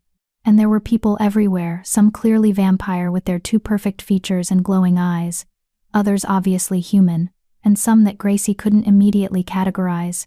Stay close, Dorian murmured, his hand moving from her back to her elbow. And remember, you're in control. Your hunger doesn't control you. They moved through the crowd, Celine leading the way with the confidence of someone who'd been here 1,000 times. Humans and vampires mingled freely, talking, laughing, some dancing to the jazz quartet on a small stage. Gracie saw a vampire woman feeding from a human man's wrist while he smiled dreamily, clearly consenting and enjoying the experience. Blood bonds, Celine said, noticing Gracie's stare. Some humans seek out vampires specifically for the feeding experience. The venom we inject creates euphoria, and some humans become enthusiastic donors. They climbed stairs to a quieter second level, away from the crowd and music. Here, the atmosphere shifted from nightclub to something more professional. They entered a room that looked like a doctor's office, transplanted into a vampire, sanctuary medical equipment, examination tables, and a woman who looked up from paperwork as they entered. Dr. Amara Okonkwo was stunning. Dark skin, silver eyes that marked her as vampire, and an air of competence that reminded Gracie of her best professors at Stanford. She wore scrubs, teal, practical, and a stethoscope hung around her neck like it actually belonged there. Dorian, Amara said, standing to shake his hand. It's been too long, and Selene, always a pleasure. Her eyes moved to Gracie. And this must be the newborn who saved the king's life. Dr. Gracie Vasquez, Johns Hopkins and Stanford. Impressive credentials. Thank you for meeting me, Gracie said, shaking Amara's offered hand carefully. Dorian said you might be willing to mentor me. That depends, Amara said, gesturing for them to sit. Why do you want to continue practicing medicine, Gracie? You're vampire now. You could pursue any career, any interest. Why return to a profession that will require you to be around vulnerable humans constantly? Gracie had been thinking about this question for days. Because being a doctor isn't what I do, it's who I am. I spent 8 years learning to heal, to diagnose, to help people in their most vulnerable moments. The vampire transformation didn't erase that knowledge or that calling. If anything, it enhanced it. How so? Amara asked, her expression neutral. I can smell disease now, Gracie said. Taste chemical imbalances in blood. Hear heartbeat irregularities from across a room. My diagnostic abilities have exponentially increased, even if my control is still developing. I could be a better doctor as a vampire than I ever was as a human if I can master the predatory instincts. Amara smiled for the first time. Good answer. Most newborns focus on what they've lost. You're focusing on what you've gained. She pulled out a tablet and began typing. I'll mentor you, but on certain conditions. First, you complete an intensive training program here at the sanctuary working with human patients under my direct supervision. You'll start with minor injuries and work up to more serious cases as you prove your control. I can do that, Gracie said immediately. Second, Amara continued, you study vampire physiology with me. Our medical needs are different from humans, and there are maybe 5 vampire physicians in North America who truly understand our biology. You'll need to master both human and vampire medicine if you want to be truly effective. I want that, Gracie said. I want to understand what I've become. Amara nodded approvingly. Third, and most importantly, you acknowledge that one day, you might encounter a patient you can't help without losing control. A trauma case with massive blood loss. Or someone whose fear triggers your predatory instincts so strongly that you can't function. If that happens, you walk away. You don't try to be a hero. You preserve your control even if it means letting someone else treat the patient. Can you accept that limitation? The question hurt, but Gracie understood the necessity. Yes, I can accept that. Then we have an agreement, Amara said, extending her hand again. Welcome to Vampire Medicine, Dr. Vasquez. Your first shift starts tomorrow night. Be here at 9 p.m. and bring your hunger under control before you arrive. They shook hands, and Gracie felt tears threatening. After 15 days of feeling like she'd lost everything, she was getting a piece of herself back. Thank you, she whispered. Amara's expression softened. Thank me after you've survived your first shift. Vampire medicine can be complicated. We heal from almost anything, which means when we come in injured, it's usually spectacular and requires creative treatment. They talked for another 30 minutes. Amara explaining the kinds of cases Gracie would encounter, the protocols for working with human patients, while vampire, the ethical considerations that made vampire medicine a minefield of potential disasters. Gracie absorbed every word, her medical training coming back online like a computer rebooting after a crash. Finally, Dorian stood. We should return.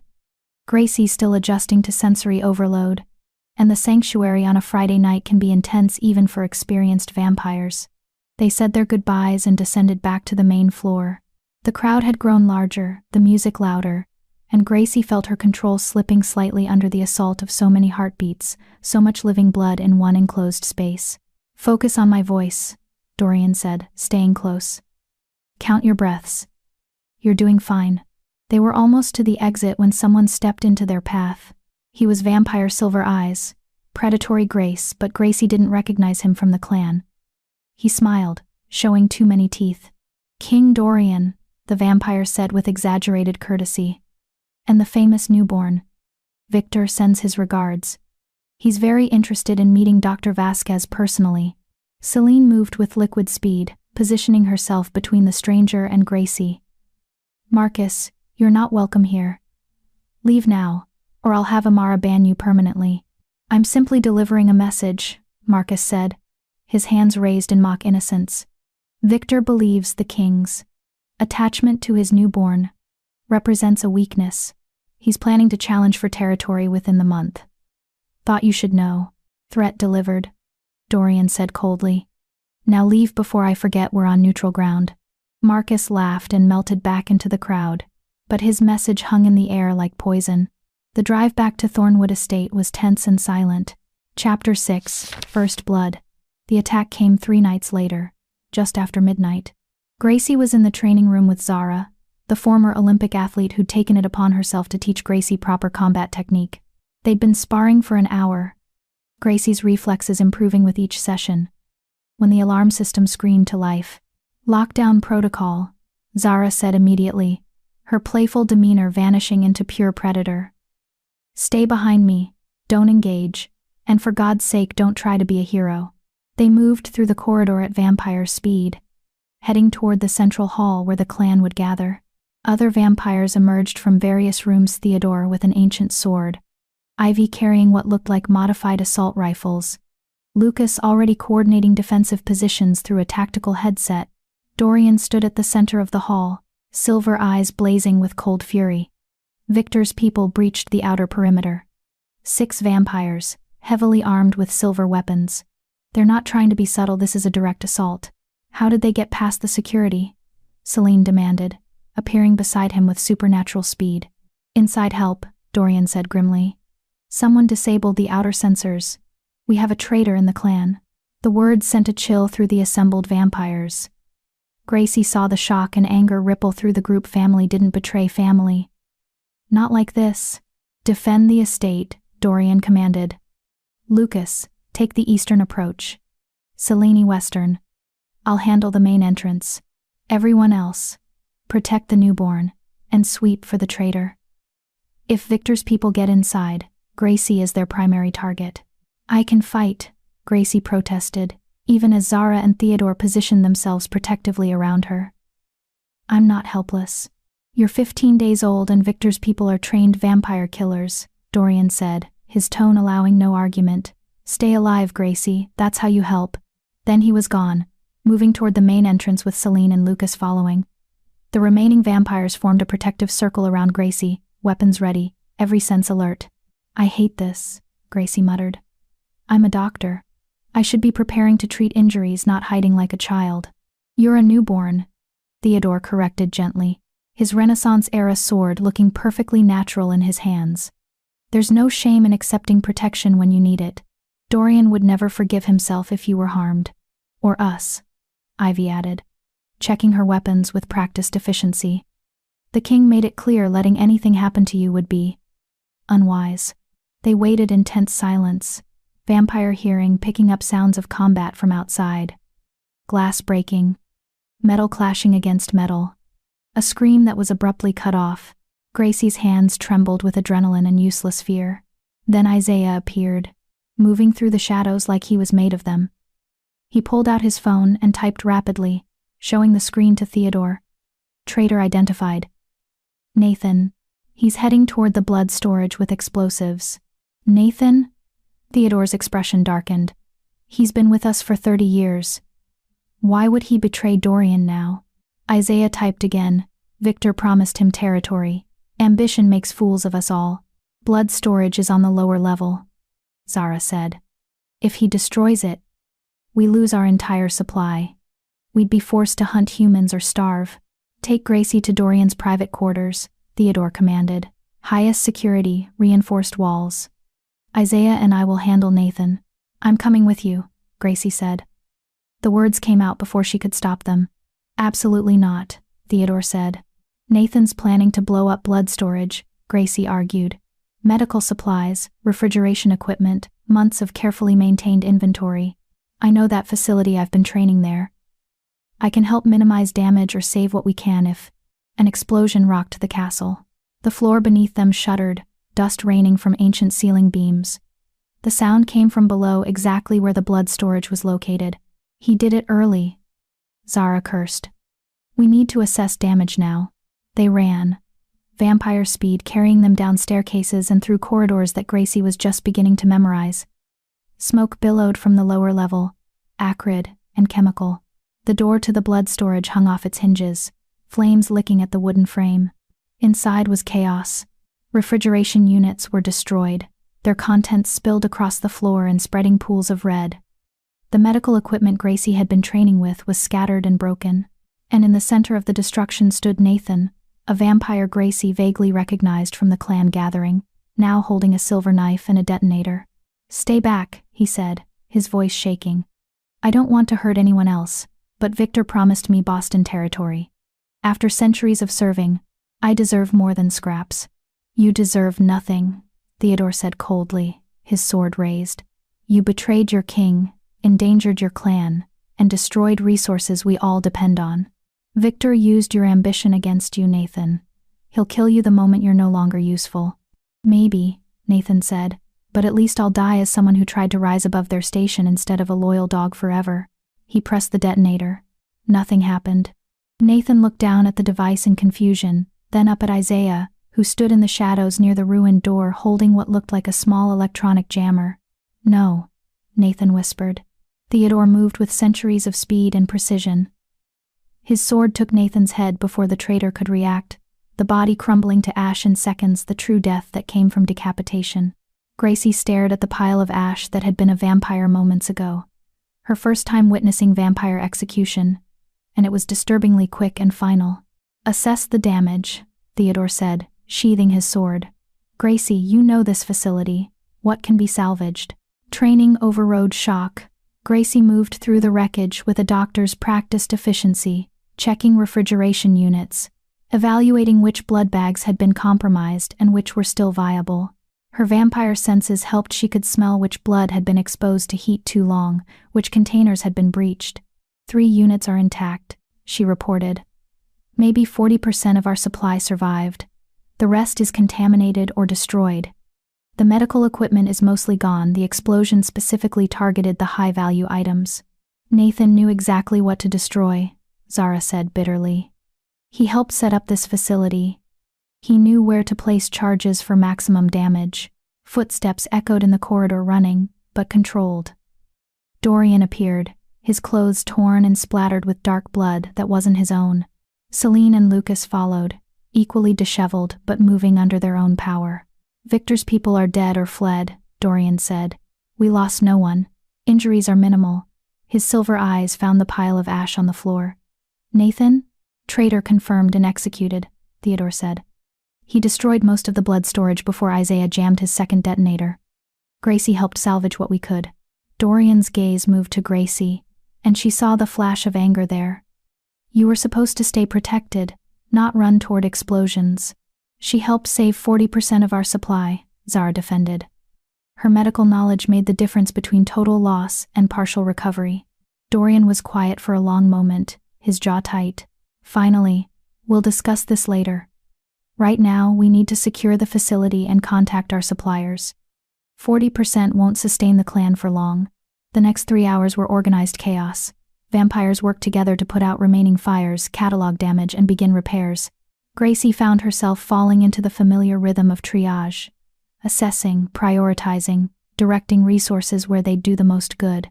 By 4 a.m., the immediate crisis was contained. Dorian found Gracie in what remained of the medical bay, meticulously cleaning salvaged equipment. "You disobeyed direct orders," he said without preamble. "I made a judgment call," Gracie replied, not looking up from her work. "Theodore, Zara, and Isaiah needed medical expertise. I provided it. You put yourself in danger." "I'm always in danger," Gracie said, finally meeting his eyes. "Victor wants me dead to hurt you. That's not going to change whether I hide in a reinforced room or help save critical supplies. At least this way, I'm useful." Dorian moved closer, and Gracie could see the exhaustion around his eyes. Even ancient vampires could be worn down by combat and betrayal. "Nathan was with me for 30 years, he said quietly. "I trusted him. I gave him responsibilities, respected his counsel, and he sold us out for territorial promises Victor never intended to keep." "I'm sorry," Gracie said softly. "Betrayal by family hurts worst." "Yes," Dorian agreed, "which is why I can't lose you, Gracie. You're too new, too vulnerable, and Victor knows that hurting you hurts me. That makes you a target, and every risk you take makes you terrified," Gracie finished. "I know, but Dorian, I can't spend eternity wrapped in protection. I'm a doctor. Risk is part of what I do. I run toward danger to help people. It's literally my job description." Dorian reached out and cupped her face with one cold hand. "You're going to be the death of me." Again, Gracie leaned into the touch. "You're 473 years old. I think you can handle one stubborn newborn." "One stubborn, brilliant, impossibly brave newborn," Dorian corrected. Then, so quietly she almost didn't hear, "who I'm becoming far too attached to." The words hung between them, heavy with implication. "Dorian," Gracie started, but he stepped back. "Dawn is coming. You should rest. Tomorrow night, we debrief with the clan and plan our response. Victor crossed a line tonight. There will be consequences." He left before Gracie could respond, moving through the damaged corridor with his usual grace despite the exhaustion she'd seen in his eyes. Gracie cleaned the last piece of equipment and headed to her room as dawn approached. Her body felt the pull of day sleep, but her mind was racing with everything that had happened. Nathan's betrayal, the attack, Dorian's words, becoming far too attached to. She lay down on silk sheets and let the day sleep take her. But her last conscious thought was troubling. What happens when the king falls in love with the vampire he turned out of duty? And more importantly, what happens when she starts falling back? Chapter 7. Council Summons. 3 weeks and 2 days since Gracie became a vampire, and the formal summons arrived. She woke to find Dorian sitting in his usual chair, but tonight he held a piece of parchment that looked genuinely ancient, the kind of document that belonged in a museum display case, not in someone's hands. His expression was carved from stone. "What is it?" Gracie asked, sitting up. The day sleep still clung to her thoughts like cobwebs, but the tension radiating from Dorian cut through the fog. "Summons from the council," he said, his voice carefully neutral. "They've granted Victor's petition for territorial challenge. I'm required to appear before them in 5 days to defend my position as king of the Eastern Territories." Gracie's stomach dropped. "What does that mean exactly?" "It means Victor will present evidence that I'm unfit to rule my injury, my reckless turning of you without clan approval, Nathan's betrayal as proof that my authority is weakening. The council will hear arguments from both sides, then render judgment. And if they rule against you?" Dorian's silver eyes met hers. "Then Victor becomes king, I lose my territory and authority, and you become a masterless vampire in a world where Victor wants you dead to prove a point." The casual way he said it made Gracie's blood run cold. "There has to be something we can do, some way to fight this." "There is," Dorian said. "I appear before the council and prove I'm still capable of ruling. I demonstrate strength, control, and the continued loyalty of my clan." He paused. "And I bring you with me." "Me?" Gracie's voice cracked slightly. "Why would you bring me? I'm the reckless turning they're using against you." "Exactly," Dorian said. "Which is why you need to show them that turning you wasn't weakness. It was strategic brilliance. A vampire physician with modern medical knowledge, already demonstrating exceptional control despite being barely 3 weeks old, who saved the king's life through selfless action. You're an asset, Gracie. We just need to make the council see that." Gracie stood and paced the room, her movements still too fast, still requiring conscious control. "I've never even met the council. What if I say something wrong? Do something to make things worse?" "Then we prepare," Dorian said simply. He stood and moved to her, stopping her frantic pacing with gentle hands on her shoulders. 5 days, Gracie. I'll teach you everything you need to know about council politics, proper etiquette, how to present yourself as valuable rather than vulnerable. Amara has agreed to testify about your medical potential. Celine will speak to your character. Even Isaiah wants to present evidence on your behalf." "Isaiah?" Gracie said, surprised. The silent vampire had acknowledged her, but she hadn't thought he considered her worth defending. "He respects courage," Dorian said. "And what you did stepping into that bullet, helping during the attack despite orders to stay safe, that's the kind of courage Isaiah values above almost everything else." Something warm unfurled in Gracie's chest. The clan was going to fight for her. People vampires she'd known for less than a month were willing to stand before the council and defend her right to exist. "Thank you," she whispered. "Don't thank me yet," Dorian said. "The next 5 days are going to be intense. We leave for council headquarters in 4 days, which gives us minimal time to prepare. You'll need to master formal vampire etiquette, learn the names and positions of all 12 council members, and practice presenting yourself with confidence despite being a newborn." He released her shoulders and moved toward the door. "Get dressed. We start immediately." The next 4 nights blurred together in a whirlwind of preparation.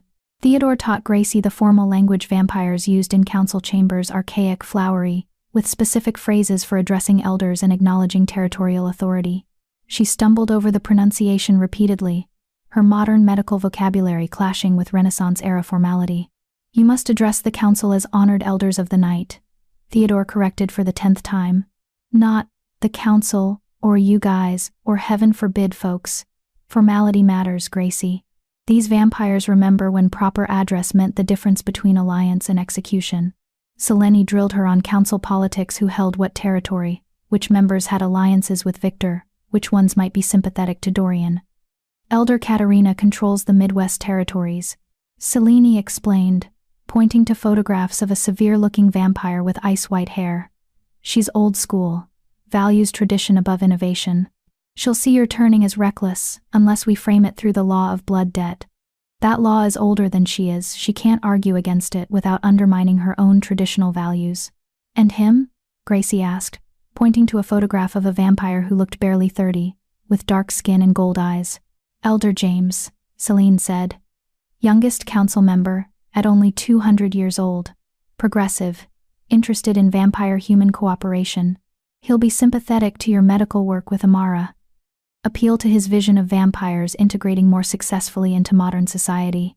Amara joined them on the third night, bringing case files and testimonials. I've documented every shift you've worked at. The sanctuary, she said, spreading papers across the table. 23 patients treated, 0 incidents of lost control, multiple diagnoses that other doctors missed because they didn't have your enhanced senses. You're already proving valuable to both vampire and human communities. Will the council care about that? Gracie asked. Elder James will, Amara said. And Elder Yuki from the Pacific Territories, she's been advocating for more vampire physicians for decades. 2 votes secured already. We only need 7 of 12 for Dorian to retain his position. On the 4th night, Dorian took Gracie to the training room for a different kind of preparation. The council will test you, he said, handing her formal clothes, a black dress that looked expensive enough to pay off her medical school loans. They'll push your control, try to provoke your newborn instincts, assess whether you're genuinely stable or a disaster waiting to happen. You need to be prepared for anything. Define anything, Gracie said warily. Dorian's expression was grim. They might cut themselves in front of you to see if you lose control. They might bring in a bleeding human. They might have Victor verbally attack you to test your emotional regulation. The council doesn't believe in gentle evaluations. Gracie's hands clenched into fists. That's barbaric. That's survival, Dorian corrected. They're protecting vampire society from unstable newborns who might expose our existence or go on killing sprees. Their methods are harsh, but they've kept our species hidden and safe for millennia. He moved closer, his silver eyes intense. Whatever they do, Gracie, you stay calm. You prove you're in control. You show them the same discipline you showed when you held that egg without breaking it, when you treated patients at the sanctuary, when you helped salvage blood storage while explosions were still going off. You are capable of this. And if I'm not, Gracie whispered, if I fail and they rule against you, then we deal with the consequences together, Dorian said. But I don't believe you'll fail. You're the most disciplined newborn I've encountered in 4 centuries, Gracie. Trust yourself. The night before they left for council headquarters, the clan gathered for a final meeting. 36 vampires, now Nathan's betrayal and execution had reduced their numbers. They stood in the great hall, and Gracie felt the weight of their attention as Dorian addressed them. Tomorrow we travel to council headquarters, he said. Victor will present his challenge, and we will defend our territory and our choices. Some of you will accompany us as witnesses and character testimony. The rest will remain here to protect Thornwood Estate in case Victor attempts another attack while we're gone. Lucas stepped forward. The clan stands with you, my king. Victor's challenge is cowardice dressed as tradition. We'll show the council that your authority remains absolute. Murmurs of agreement rippled through the assembled vampires. Even Ivy, young and rebellious, nodded fiercely. Isaiah approached Gracie. Phone in hand, he typed. You saved our king, now we save you. Family protects family. Gracie felt tears burning behind her eyes, vampire tears that still surprised her with their reality. Thank you, she managed. All of you. That night, Gracie couldn't sleep despite the day sleep trying to pull her under. She paced her room, reviewing everything Theodore had taught her, everything Selene had explained, practicing the formal phrases until they felt almost natural. A knock at her door broke her concentration. Dorian entered without waiting for permission, and Gracie saw the tension in every line of his body. You should be sleeping, he said. So should you, Gracie countered. But neither of us can turn off our minds, can we? Dorian moved to the window, looking out at the night-dark estate grounds. I've faced council judgment twice before, once when I first claimed these territories. Once when another vampire challenged my authority 60 years ago. Both times I was confident, prepared, certain of my position. And now? Gracie asked softly. Now I'm terrified, Dorian admitted. Not for myself, I've lived long enough that losing territory wouldn't destroy me. But for you, Gracie. If the council rules against us, Victor becomes your enemy with legal authority. He could hunt you, hurt you, and no law would protect you. Gracie crossed the room and stood beside him at the window. Then we make sure the council rules in our favor. Dorian turned to face her, and in the candlelight his features looked almost vulnerable. A rare crack in the ancient vampire's carefully maintained control. I never should have turned you. I should have let you die in that parking lot rather than condemn you to this existence, to this danger. Don't, Gracie said firmly. Don't you dare regret giving me this life. Yes, it's complicated and dangerous and completely insane. But I'm alive, Dorian. I'm stronger than I've ever been. I'm learning to be a better doctor, and I'm part of something, this clan, this family that I never had before. Don't take that away by wishing it never happened. You're extraordinary, Dorian said quietly. Do you know that? 3 weeks old, and you've already become essential to this clan's functioning. Amara says you're the most talented vampire physician she's encountered. Theodore says your mind is sharper than vampires 3 times your age. And I. He stopped, seemed to reconsider his words. You what? Gracie prompted. Her heart doing something complicated despite beating far slower than human normal. I find myself counting the hours until you wake each evening, Dorian said. Arranging my schedule around your training sessions. Looking for excuses to check on you. The sire bond explains some of that, but not all of it.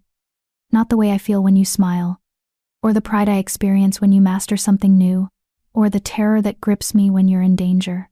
Gracie's breath caught. Dorian, I know, he interrupted. It's inappropriate. You're newly turned, still adjusting, and I'm your sire. There's a power imbalance that makes any feelings I have problematic at best. But I wanted you to know before we face the council. If things go wrong, if Victor wins, I wanted you to know that turning you wasn't just duty. It became something more the moment you opened your eyes as a vampire and asked me why I'd saved you. The vulnerability in his voice. The careful way he was keeping distance between them, despite his confession. It broke something loose in Gracie's chest. I think about you constantly too, she admitted. Which terrifies me because 3 weeks ago I didn't believe in vampires, and now I'm one. And my sire is this 400-year-old king, who's somehow become the most important person in my new existence. The sire bond doesn't explain the way my dead heart feels when you're near, or the way I feel safe when you're in the room, or... Dorian closed the distance between them in a blur of supernatural speed. His hands framed her face, cold and gentle, and his silver eyes searched hers. Tell me to stop, he said. Tell me this is just the bond, just newborn confusion, just... Gracie kissed him. It was awkward and desperate, and her fangs got in the way, but Dorian's response was immediate. He kissed her back with centuries of experience and weeks of restrained wanting, and Gracie felt something click into place, like a bone setting after dislocation, like a diagnosis finally confirmed, like coming home to a place she'd never been. When they finally broke apart, both breathing unnecessarily hard, Dorian rested his forehead against hers. That was unwise, he murmured. Probably, Gracie agreed.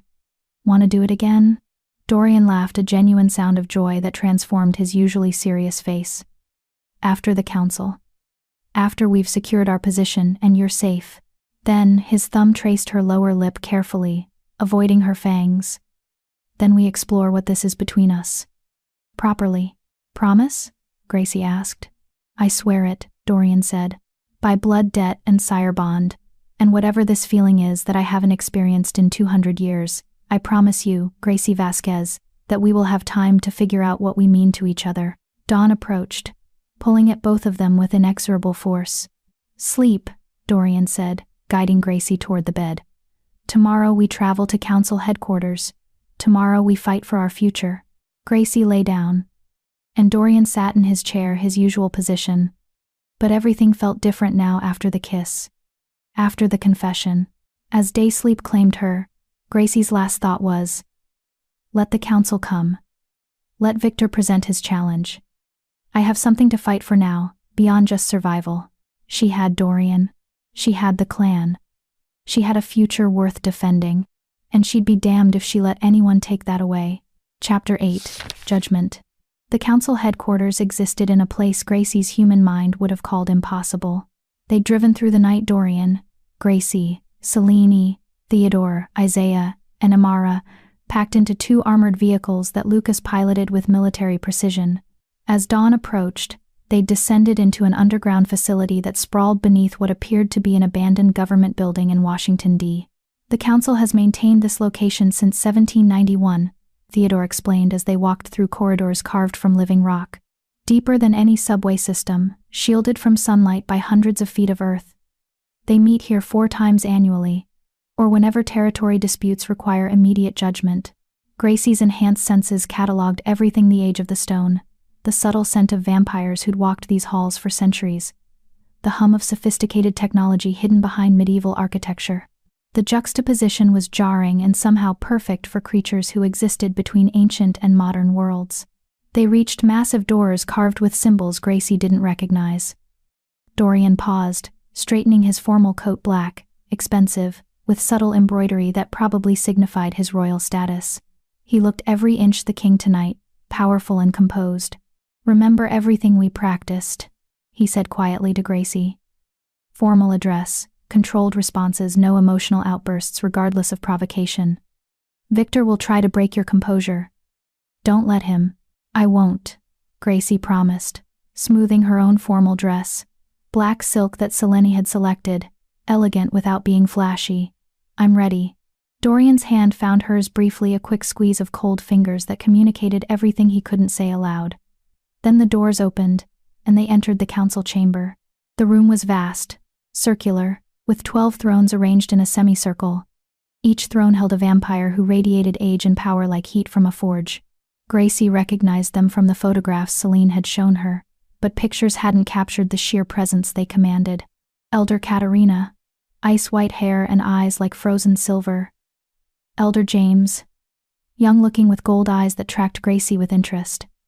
Elder Yuki, Japanese features and an aura of serene danger. 9 others, each ancient and powerful, each holding the fate of territories in their immortal hands.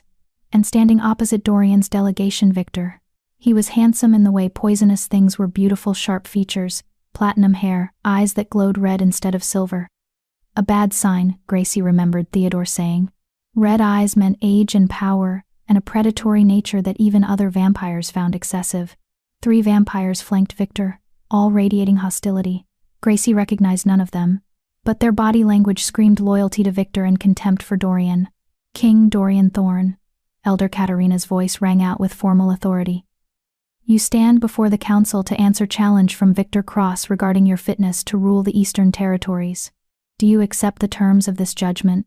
"I do, honored elders of the night," Dorian said, his voice carrying perfectly through the vast space. "And I present my clan's testimony in defense of my continued authority." "Victor Cross," Elder Katarina continued, "present your grievances." Victor stepped forward with a predator's grace. "Honored elders, I challenge Dorian Thorne's fitness to rule on 3 grounds. First, he was injured by human hunters, proof his vigilance has weakened, and his territory is insecure. Second, he turned a human without clan approval or council notification, acting as a tyrant rather than a king who respects proper procedure. Third, his own clan has fractured. One of his trusted vampires betrayed him, demonstrating that his authority no longer commands absolute loyalty. The accusations hung in the air like daggers. "Each point is valid under territorial law," Elder Katarina said. "King Dorian, your response?"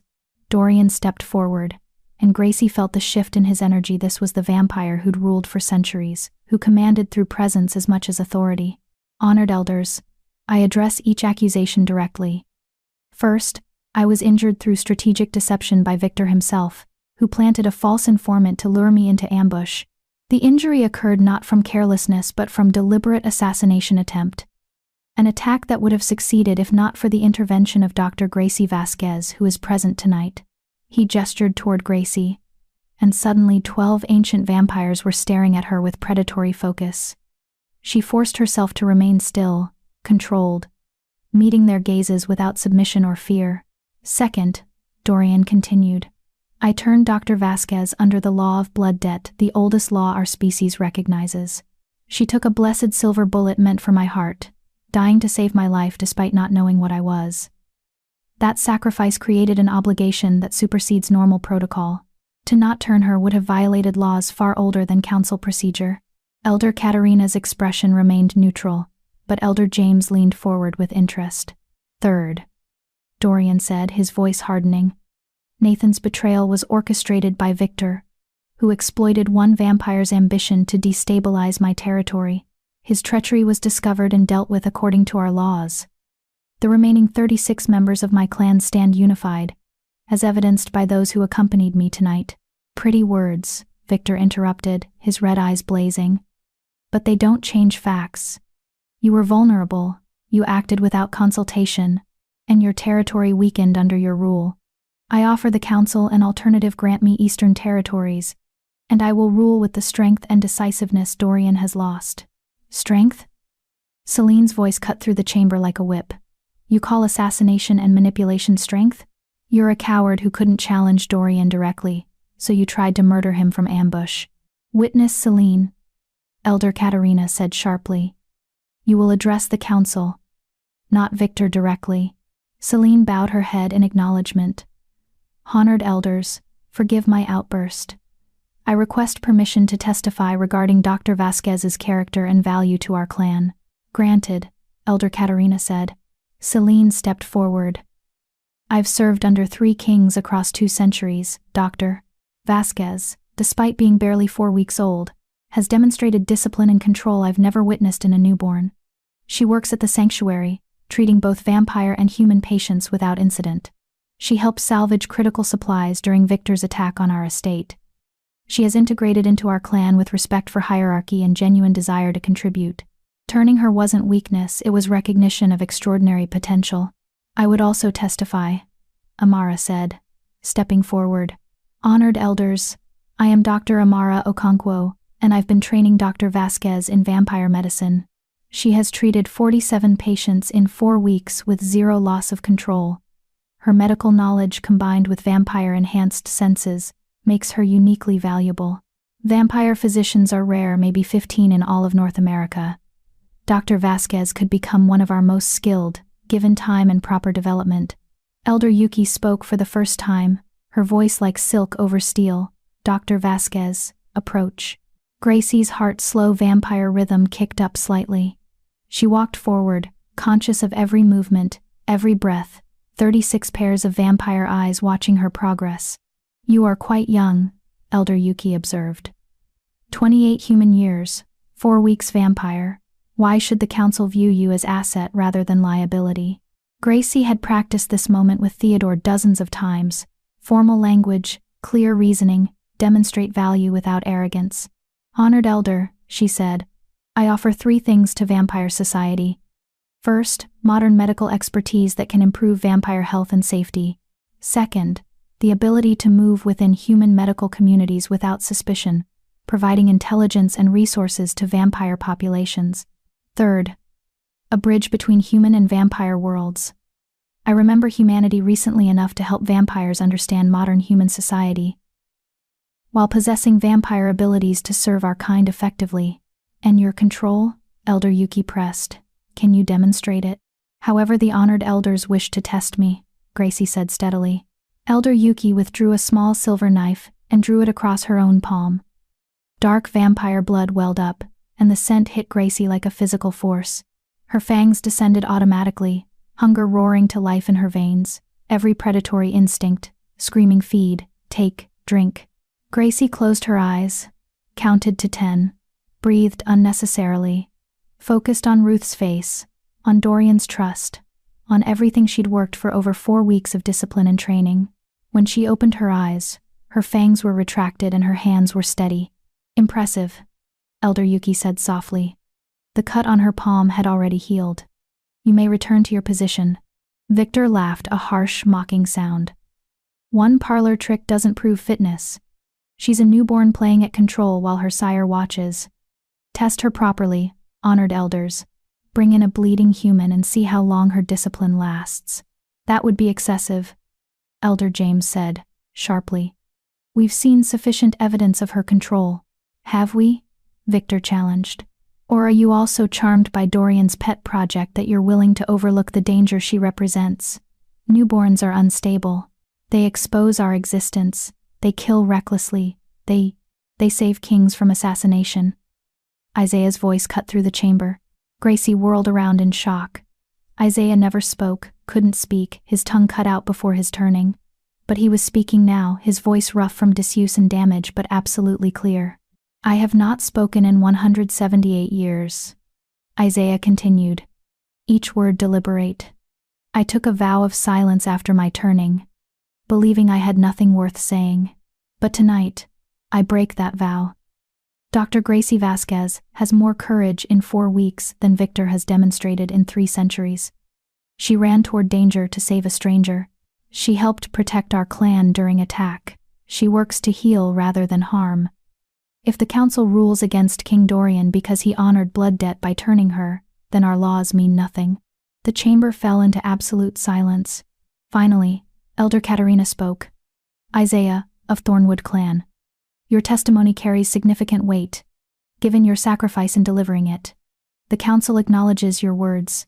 She turned her frozen gaze to Victor. Your challenge rests on 3 accusations. The first, that King Dorian was injured, is accurate but irrelevant, as the injury came from your orchestrated ambush. We do not reward assassination attempts with territory. The second, that he turned without permission, is superseded by blood debt law. The third, that his clan has fractured, is disproven by the unified testimony we've witnessed tonight. Elder Katharina looked to her fellow council members. I call for judgment. All in favor of maintaining King Dorian Thorne's authority over Eastern territories. 8 hands rose: Elder Katharina, Elder James, Elder Yuki, and 5 others. The council has ruled, Elder Katharina declared. King Dorian Thorne maintains his territory and authority. Victor Cross, your challenge is denied. Furthermore, evidence of your assassination attempt and manipulation of Nathan qualifies as interference in another king's territory. You are fined 1/3 of your holdings and forbidden from entering Eastern territories for 50 years. Victor's red eyes blazed with fury. This isn't over, Dorian. You've made a powerful enemy tonight. I made that enemy when I refused to sanction hunting humans like cattle, Dorian said coldly. Your threats don't frighten me, Victor. Neither does your ambition. Stay out of my territory, or next time I'll bring evidence of worse than assassination attempts. Victor and his vampires left the chamber, their exit radiating promises of future violence, but they were leaving, and Dorian had won. The council dismissed them, and Dorian's delegation returned through the stone corridors toward the surface. Gracie felt like she was floating, barely processing that they'd survived, that the council had ruled in their favor. As they reached the vehicles, Dorian pulled her aside into a private corridor. You were perfect, he said. And the pride in his voice made Gracie's undead heart do something complicated. Every answer, every demonstration of control, perfect. Isaiah spoke, Gracie said, still processing that miracle. He broke a vow of silence to defend me, because you're worth defending, Dorian said. He cupped her face with both hands, silver eyes intense. 4 weeks ago, I thought turning you was the biggest mistake I'd ever made. Tonight, I realized it might be the best decision of my 4 centuries. You're extraordinary, Gracie Vasquez. And I. Gracie kissed him, cutting off whatever formal declaration he'd been building toward. This kiss was different from their first, more confident, more certain, loaded with the relief of survival and the promise of a future they'd just secured. When they broke apart, Dorian smiled. We should return to Thornwood Estate. The clan will want to celebrate, and you have medical training with Amara tomorrow night. Tomorrow, Gracie agreed. But tonight, I just want to be grateful we survived. They drove back through the night as dawn approached, Gracie's head resting on Dorian's shoulder while he absently played with her hair. The gesture was intimate and domestic, and completely at odds with the ancient vampire king who'd just defended his territory before the council. As they pulled up to Thornwood Estate, the clan emerged to greet them 36 vampires who'd become family, who'd testified and fought and believed in her despite her being a 4-week-old newborn. The king has returned, Lucas called out, and the clan erupted in celebration. They gathered in the great hall. Blood wine flowing freely, stories of the council judgment being told and retold with increasing dramatic embellishment. Gracie found herself at the center of attention, accepting congratulations and gratitude from vampires who'd been strangers a month ago. Ivy hugged her carefully, aware of Gracie's still developing control. "You did good, Doc. Really good." Theodore nodded approvingly. "Your formal address was flawless. I'm impressed." Isaiah approached last, and Gracie saw the strain in his face speaking after nearly 2 centuries of silence had cost him. He typed on his phone. "Thank you for giving me something worth breaking my vow for." Gracie hugged him, feeling his surprise and then his careful return of the embrace. As the celebration continued into the hours before dawn, Gracie found Dorian watching from the edge of the gathering. She joined him, and they stood together observing their clan, their family, celebrating survival and victory. "What happens now?" Gracie asked. "Now we live," Dorian said simply. "You continue your medical training. We rebuild the blood storage Nathan destroyed. We prepare for whatever Victor attempts next, because he won't accept defeat gracefully. We exist, Gracie, in whatever complicated, dangerous, beautiful way vampires exist." "And us?" Gracie asked quietly. "What do we do about whatever this is between us?" Dorian was silent for a moment, then, "I've lived 473 years. I've seen empires rise and fall, watched human society transform from Renaissance courts to digital revolution. I've loved once and lost her to the weight of eternity. I thought I was done with feeling anything beyond duty and obligation." He turned to face Gracie fully. "Then you stepped into a bullet for me. You died in a parking lot saving a stranger, and I couldn't let you go. I told myself it was blood debt, that I was simply honoring ancient law. But the truth is, I wanted to save you. I wanted you in my existence. And now that you're here, I find myself hoping that I'll stay," Gracie finished. "That whatever we're building survives beyond the crisis, beyond the sire bond, beyond vampire politics and territory disputes." "Yes," Dorian said, "exactly that." Gracie took his hand, cold vampire skin against cold vampire skin, but the touch felt right. "I'm not going anywhere, Dorian. You gave me a second life, a purpose, a family, and somewhere in there you became—" She struggled for words. "You became home. Does that make sense?" "Perfect sense," Dorian said, pulling her close. "Welcome home, Dr. Vasquez. Welcome to eternity." As dawn approached and the clan began dispersing to their day sleep chambers, Gracie and Dorian returned to her room. Their room now, she realized, as Dorian settled into his chair not as a guard but as a companion. Gracie lay down on silk sheets, and for the first time since waking as a vampire, she felt completely at peace. She'd lost her human life in a parking lot. She'd gained something else entirely: immortality, power, purpose, family, and a 400-year-old vampire king who looked at her like she was the most precious thing in his very long existence. "I love you," Gracie said as day sleep began pulling her under. The words came out drowsy but sincere. "I know it's fast and probably crazy, but I love you, Dorian Thorne." "I know," Dorian said softly. "I've known since you held that egg without breaking it, and looked so proud of yourself. I love you too, Gracie. Sleep now. We have eternity to explore what that means." Gracie slept, and dreamed of blood and medical journals and silver eyes that glowed in darkness. She dreamed of a future that stretched forward impossibly far, full of dangers she'd learned to face and joys she hadn't discovered yet. She dreamed of a parking lot where she'd made a choice that changed everything. And she dreamed of Ruth, who would be waiting when Gracie finally gained enough control to visit, when she could hug her grandmother without fear of crushing fragile human bones, when she could explain that she'd died and come back different, but still herself.